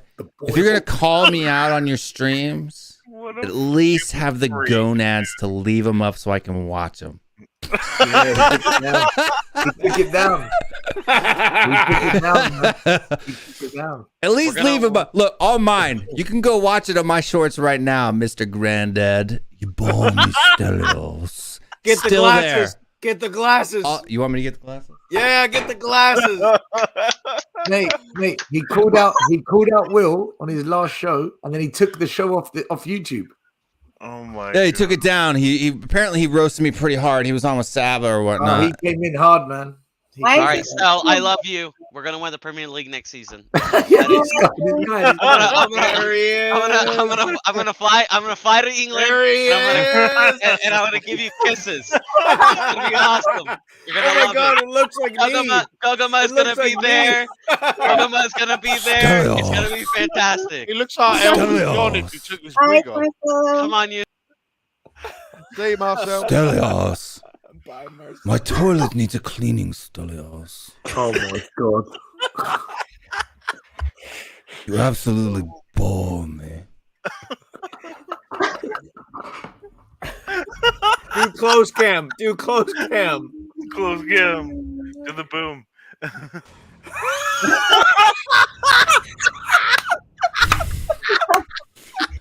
Stelios. UK Kito. Mr. Hotspur, Mr. Boy Hotspur. If you have the balls, if you have the gonads to talk about me on your stream, please leave it up long enough for me at least to watch it. If you have the sack. If you have the sack. Please. Vamos Somebody a add him. Oh my god. It's always fun. I love doing that. My favorite thing. I hope he does a retaliation video, please. He won't. He didn't do it last time, dude. And I know he got it, dude, because people sent it. It was in the comments of like his streams and stuff like that when I did the when I actually put like gray stuff in my beard and I did the whole thing. Will Stewart made fun of you. Yeah, but it was so it was just funny. It's like I hear this and I'm like, yes, you've made my day. The boy Hotspur called me out. I was waiting for it, right? I was waiting for it. He has never actually called me by name on his stream, right? He's called out other people all the time. Matt Hayes, blah, blah, blah. Calls me on the stream. I'm all excited. I go to look for it. I end up wasting like probably 35, 40 minutes of my life watching the last 2 weeks of his videos on 2X. And then I see the comment section that says, hey, what happened to that video that you did with Saba? And he's like, it got taken, or I took it down. And the guy was like, oh, the YouTube overlords took it down because I guess apparently over there, like everybody's out to take down the boy Hotspur's content. I wonder why people want to take it down. But he's like, no, I took it down myself. And I was like, dang it, man. I wanted to watch it. It was literally going to make my day. I had this whole plan ready. I was going to hear what he had to say. I was going to get Granddad Hotspur to come out and do a really good parody. We're going to get Stell on a green screen within this big poopy bathroom, and he was going to clean it up. It was going to be a good deal. He's going to be naked wearing a Greek flag. We had plans, man. We had plans. But without his video being up, it just doesn't have the same impact. Yeah, he took it down. He knew what was coming. He knew. Stell was going to clean up a poopy bathroom. Yeah. We're going to take chocolate syrup and spread it all over. So I was going to film myself wearing the glasses sitting on the toilet with you see my naked thighs. Look in the camera and say, I'm Greek. I was gonna be sitting on the toilet like this with my naked thighs, and I was like, oh. And then Stell would be in there with like chocolate syrup all over the bathroom, and he was going to be cleaning it up. Dude, it was going to be epic. I was going to be naked with an apron and a Greek flag. We had it all planned out. We're cooking. We're cooking. You're cooked.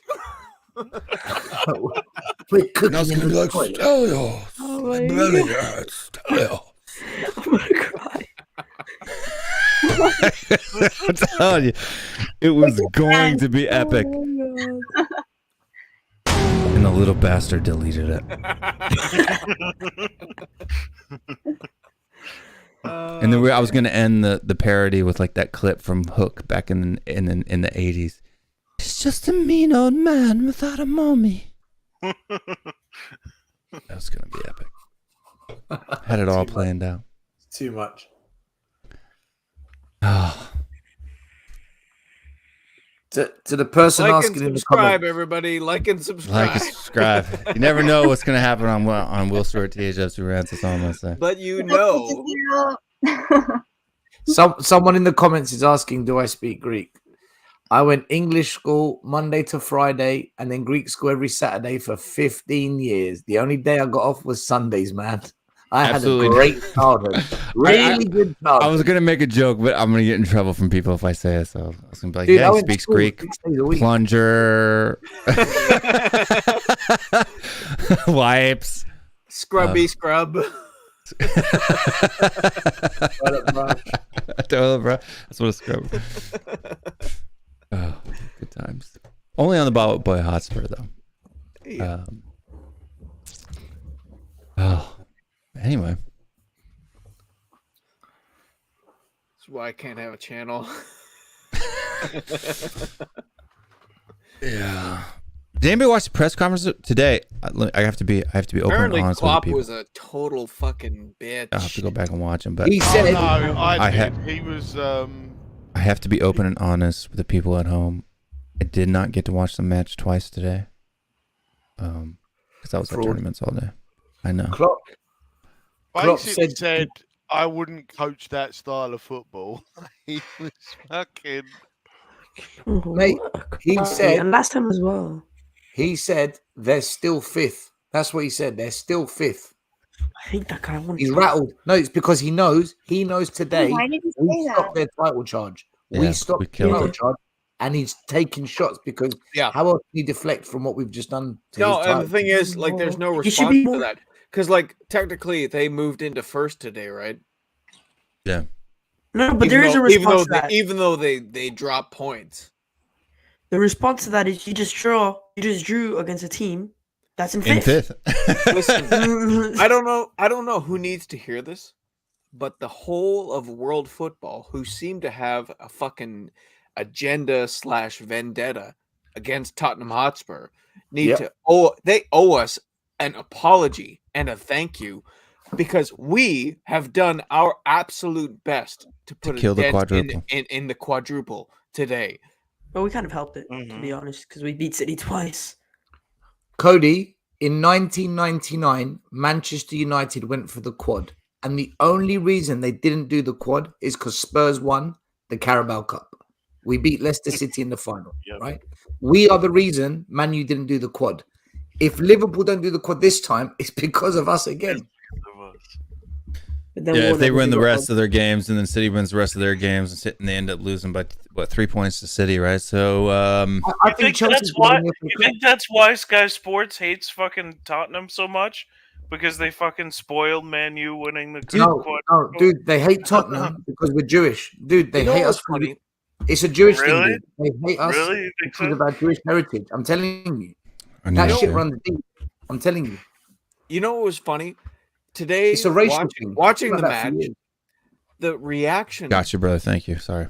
the My Korean's not reaction perfect. from the Liverpool fans when there were like standard fucking calls that would go standard fouls being called in Spurs' favor, and I don't mean in Spurs' favor. I just mean like, oh, a Liverpool player fouled a Spurs player, and the ref called it, and the crowd was just like, oh, why are they calling that foul? You know, it's just they're so entitled. They should have had Honestly, 10 I'm men. so satisfied. I'm so satisfied with a draw, considering the implications of it.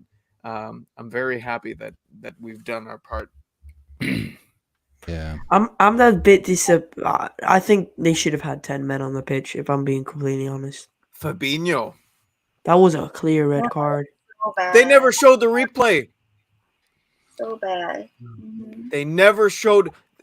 They showed the replay once, and when they realized that it was clearly an elbow to the face, they never showed the replay again. And did did VAR step in? No.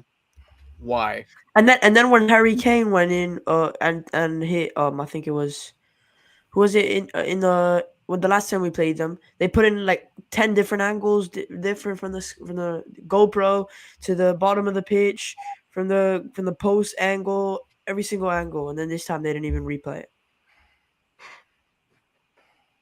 Yeah, I mean, it is what it is. But look, I just think today. I think Arsenal has the opportunity. Look, that's why I think this point today was very important, because I think Iggy's a little right. There's still twists and turns left in this story, and I think Arsenal could literally drop points to Leeds, lose to us, drop points to Newcastle, and we end up dropping points to Burnley. Like, why do you think Arsenal could drop points to Leeds though? Because right now, the way that they're playing under Jesse Marsh, minus the second half of that City match, it's been pretty decent.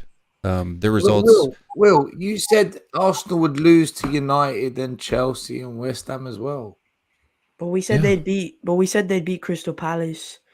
No, they were going to lose to Southampton. Crystal Palace. They were going to beat Southampton and Brighton, and then they were going to lose to Man United or Chelsea and Man United. West Ham was one of them. It was either West Ham or Man United they were going to beat. But anyway, so in the predictions that we made, we had Spurs finishing on 72 points and then Arsenal finishing 69. And that both of those things are still possible. I think ours is only 71 now, I think is what we can max out on. And I think that'll happen. But so the predictions aren't dead in the water yet. They just flip-flop 2 matches that they lost to that we didn't expect, and they won 2 that we didn't expect. Yeah, but then we lost 2 we weren't supposed to. No, we drew 1 we weren't supposed to. We actually had predicted that we were going to beat Brighton and lose to Brentford is what we had predicted.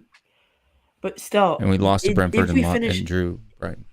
If we finish 5th, will you be happy? Hindsight of the season. If we finish 5th, I am going to cook everyone for the rest of the summer. But is it better than what you expected? Fourth is going to get right. Nah, look, on a serious note, I'm not going to go in hard. We can't finish lower than 5th. Yeah, it's impossible. To be fair, I said on We Are Tottenham TV back in January after the transfer window, if Conte gets us back into the Europa Cup with this squad, he's done a really good job given that he's had half a season and he's only signed 2 players. He's done a good job, and we can't forget that. It's progress. So I'd be happy that we've improved on last year. But would I be really, really happy? Not really, Dan, because it's the same crap that I've seen for the last 20 years. Nothing has changed yet for me. Nothing. Yeah, I mean, 5th is locked in now. That's as low as we can finish. Neither of the other teams can mathematically reach us. So, which is that's good. Now it's just a matter of where we could literally finish as high as 3rd. It's not going to happen most likely, right? But it's still a mathematical possibility. So, if Chelsea draw their last 2, and we, end up with 71 points, they end up with 69. Arsenal ends up with 69. Arsenal drops out of the top 4 based on goal differential. We finished 3rd and Chelsea finished 4th. Now that would be a great outcome. Oh my God. Do I think it will happen? No. If It that would be a great happened, outcome. though, it would feel almost as good as winning a trophy. Almost. Yeah. Smash the like. Also subscribe to the channel if you haven't already. But we're at 2 hours and 30 minutes, and I have 2 more tournament games. Actually 3 matches tomorrow, but my wife's gonna help me out because I'm only one human being and I can't be at 2 places at one time. So I have to get up early tomorrow. So kind of run around the thing. We'll go in the order that's in the bottom of the screen here. So Dan THFC, tell people where they can find you. But yeah, you guys, as always, you can find me at Dan THFC, the channel on YouTube, also on Twitter. We have just smashed 1,200 followers on Twitter. So yeah, the big up for all of you. You're following me for that. But on YouTube, some big things coming up. We got the Monday podcast. All of you guys are on the panel today. You're all welcome. And I've got some big stuff coming up for the North London Derby. A vlog going to a Spurs pub coming up soon. But yeah, that's just don't drink. It's an Irish. Not old enough. I was joking. Dan doesn't drink. He's a good boy. I drink water. That's good. Don't drink soda either. It's full Like of sugar. Ronaldo said, like Ronaldo said. Agua. What is this? Soda. Coca-Cola. I don't let my kids drink caffeine either. They get sports drinks after training, but that's it.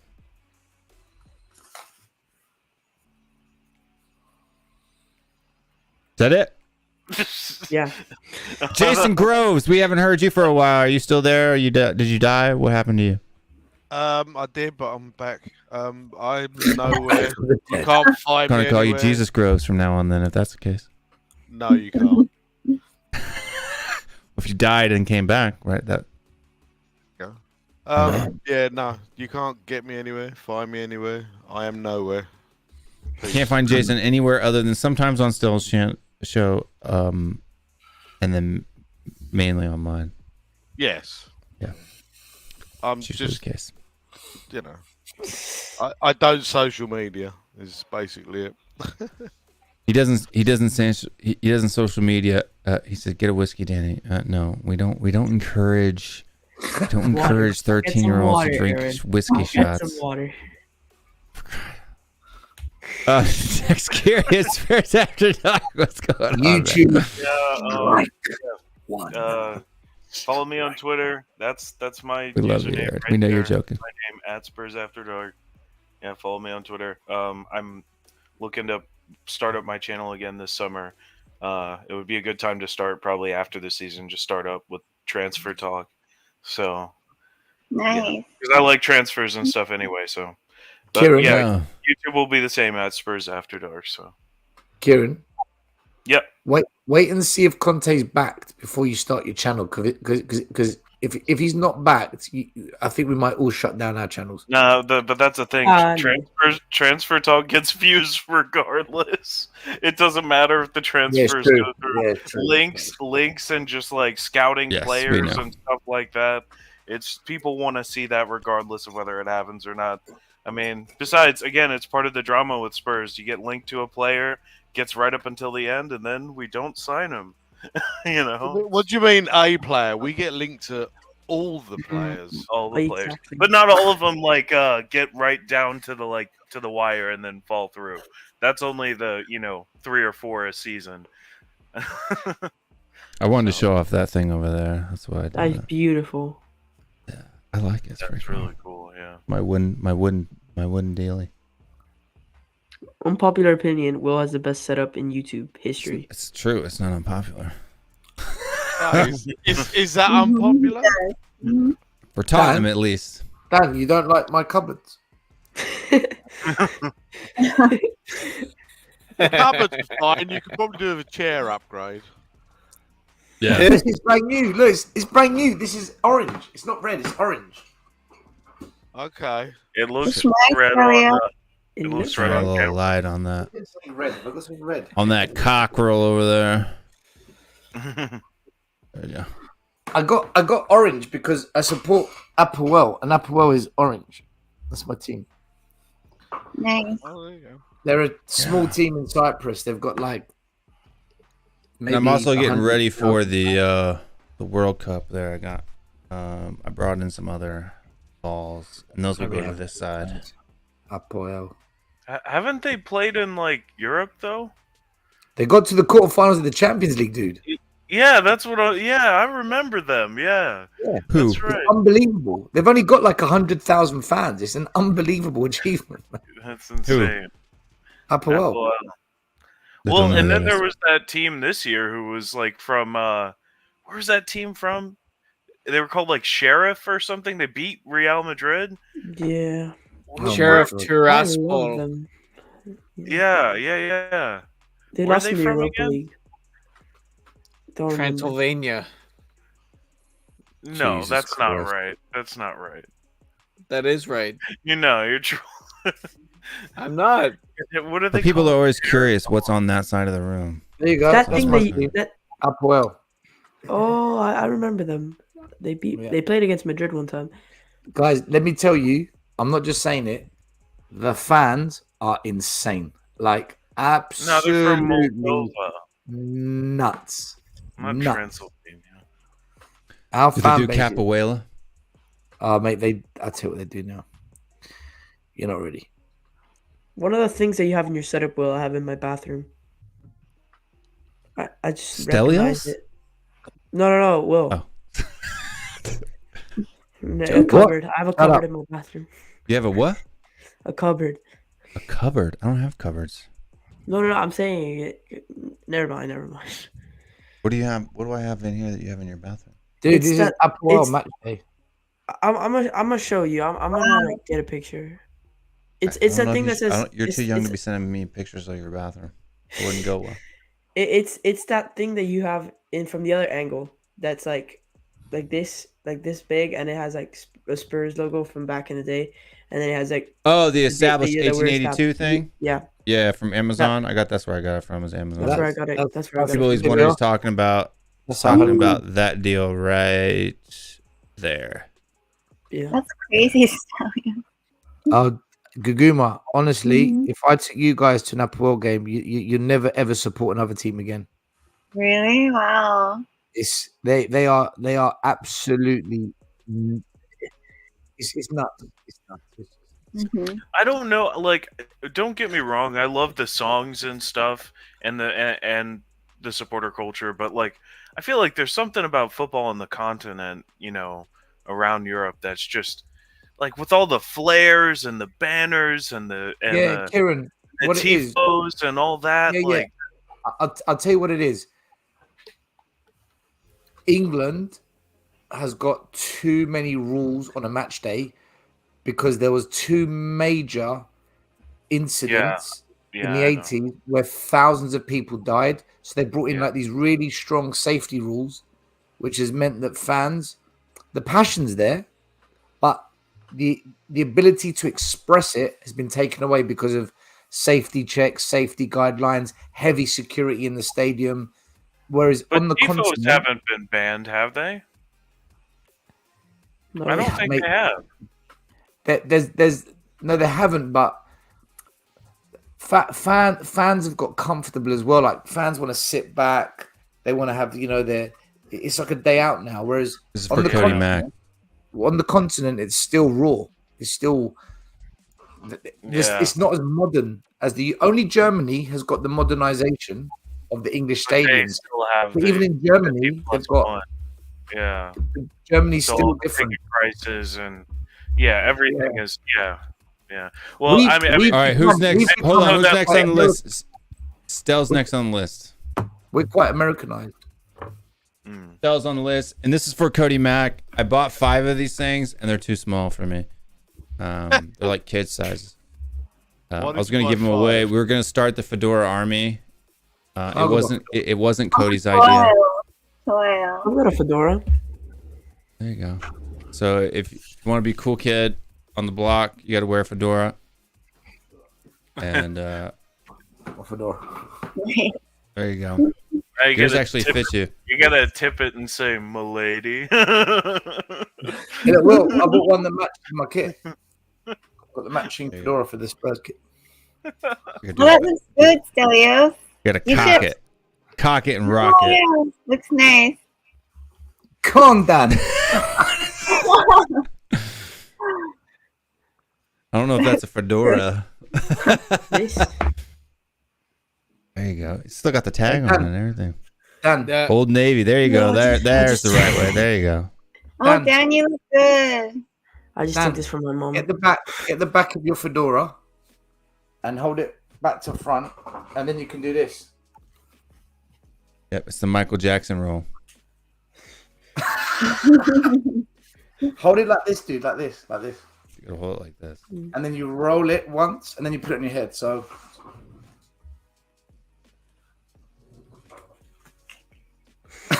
I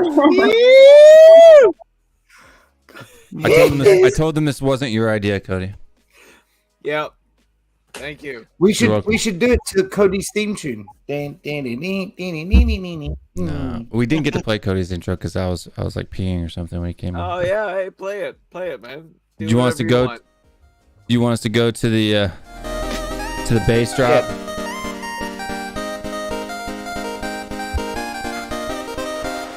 Here it Take comes. that, boy, Hotspur.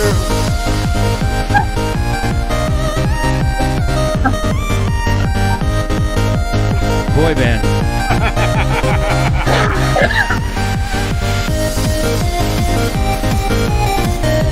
Whoa, you better go with the glasses. Those can too. Oh my god. I am so spoiled. All for you, Cody. All for you. Eat your heart out, boy, Hotspur. That's right. Eat it out, boy Hotspur. Oh, wait, whoa. Oh, we gotta delete this video right away. No, we don't have to delete it. We're gonna leave it up. Let everybody watch it. Allegedly. Because it's boring. You bore me, Stella. Yeah, Barney. Anyway, Stelios. Yes. It's your turn to tell people where to find you. Tomorrow night you can find me with Sava and Will on Henry Wright's Shit, is show. that tomorrow? Tomorrow. Well, today for me. Right. Tomorrow you can find Stel Sava. And possibly Will. What time are we doing that tomorrow? Because I may actually be at a game tomorrow, unfortunately. 7 p.m. UK time. 7 p.m. UK is 2. It might fall in between both games, but if my son makes it to the final, I may have to crap out. Oh, I'll fill in. I'll do your job for you, Will. There you go. And I promise I will represent you accurately. That'll work. There you Alex go. is dying. Alex is dying to get a piece of salad. Is he? Oh, Yeah. okay. I totally can. Stell, if I can't make it tomorrow, you got to make that happen. I don't think there'll be another show if that happens. Oh, come on. You got to let it happen. I think it'll be the last show we ever do. Then it would be the best show that you ever do. It would be like a 10K view for Henry. I'm not gonna lie though. I'm gonna be real straight with Henry you. versus. I don't mind Sava. I love Sava. I agree with like literally probably like 90%. It's only the 10% that we disagree on. Right. It's just. I mean, even his personality don't offend me at all. He's like the guy's fine. Sava, to be fair, I've like the only times I've seen him, everything he said I've agreed with. And there's some other parts that probably I haven't seen. Yeah. I mean, I don't necessarily agree with his outlook on life per se. I like the guy. He seems cool. I'm liking this. I don't think I've seen anything. Oh, with him. Stel, it's good Yeah. to talk to you, bud. You got to give it the duck lips. Clip it, Cody. Duck face. No. That's Thunder Lips. Thunder Lips, baby. And I just screenshot my laptop.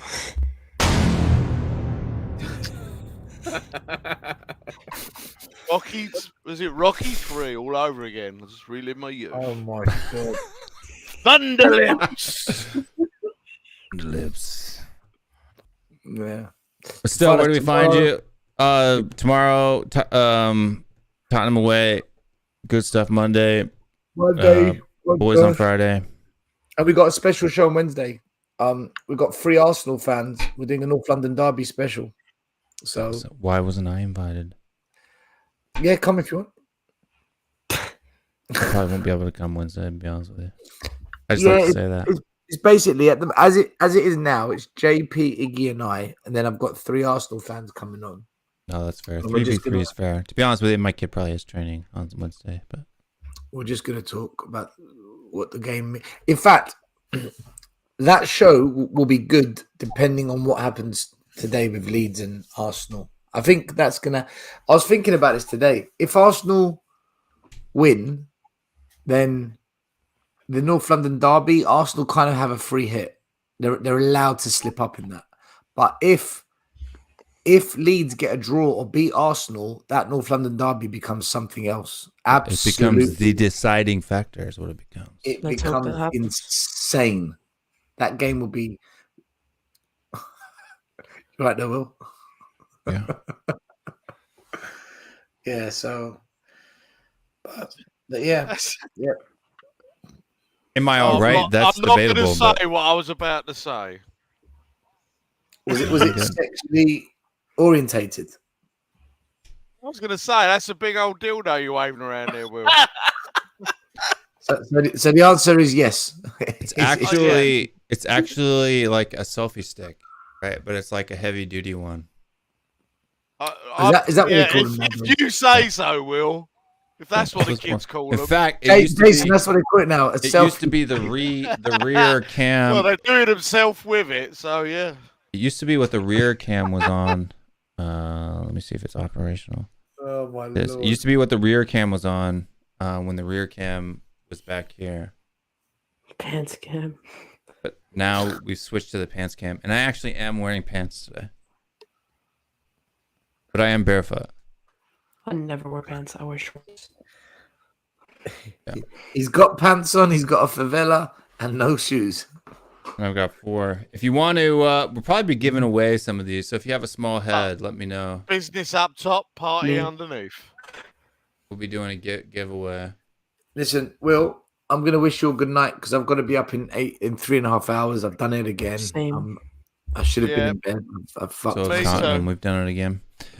I keep Good fucking talking to you all. myself. And then the next person to give their outro. Thank you for coming on, still. Is it by Kieran, Jason, Guguma, Cody, Dan, Will? Yep. Cheers, pal. Peace out, everybody. Come on, Emotional. Leeds. We're gonna get top 4.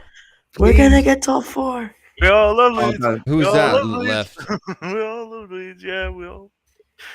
Still left. Somebody else left. Jason left. Cody Mack is Peace out, next. love you all. Cody Mack. Goguma. Good Where do Dan, people find Cody. you at? You'll find me on Will Stewart THFCRants. Yeah. And you can also find him on Twitter. He's got like 9,000 people on Twitter. He's pulling up on 10K. It's a little bit of a lie. It's like more like 5K. Have you hit 5K yet? No, I have not. It's getting close though. So you gotta make sure that you follow Cody Mack on the Twitters.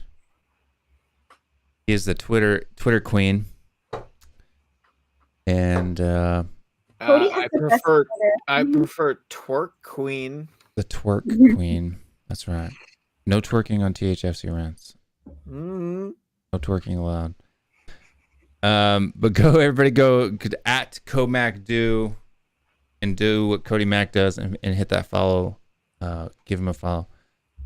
And then we have last but not least, we've saved the best for last. Gogamanim. Where do people find you at?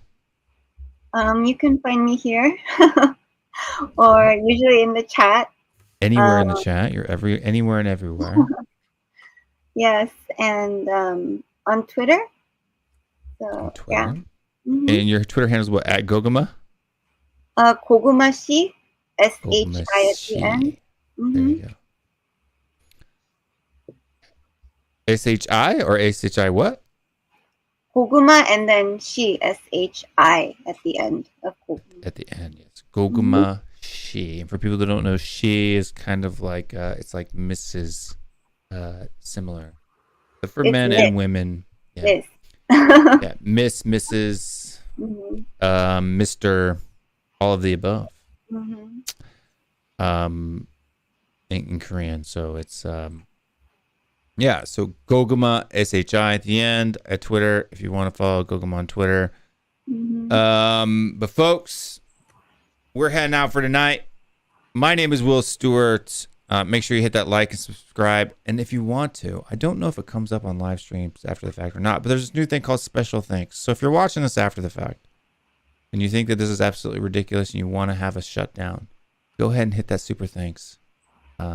And for a super thanks of $100 or more, I will shut it down for a day. There you go. 형님 감사합니다. Everybody chat with you.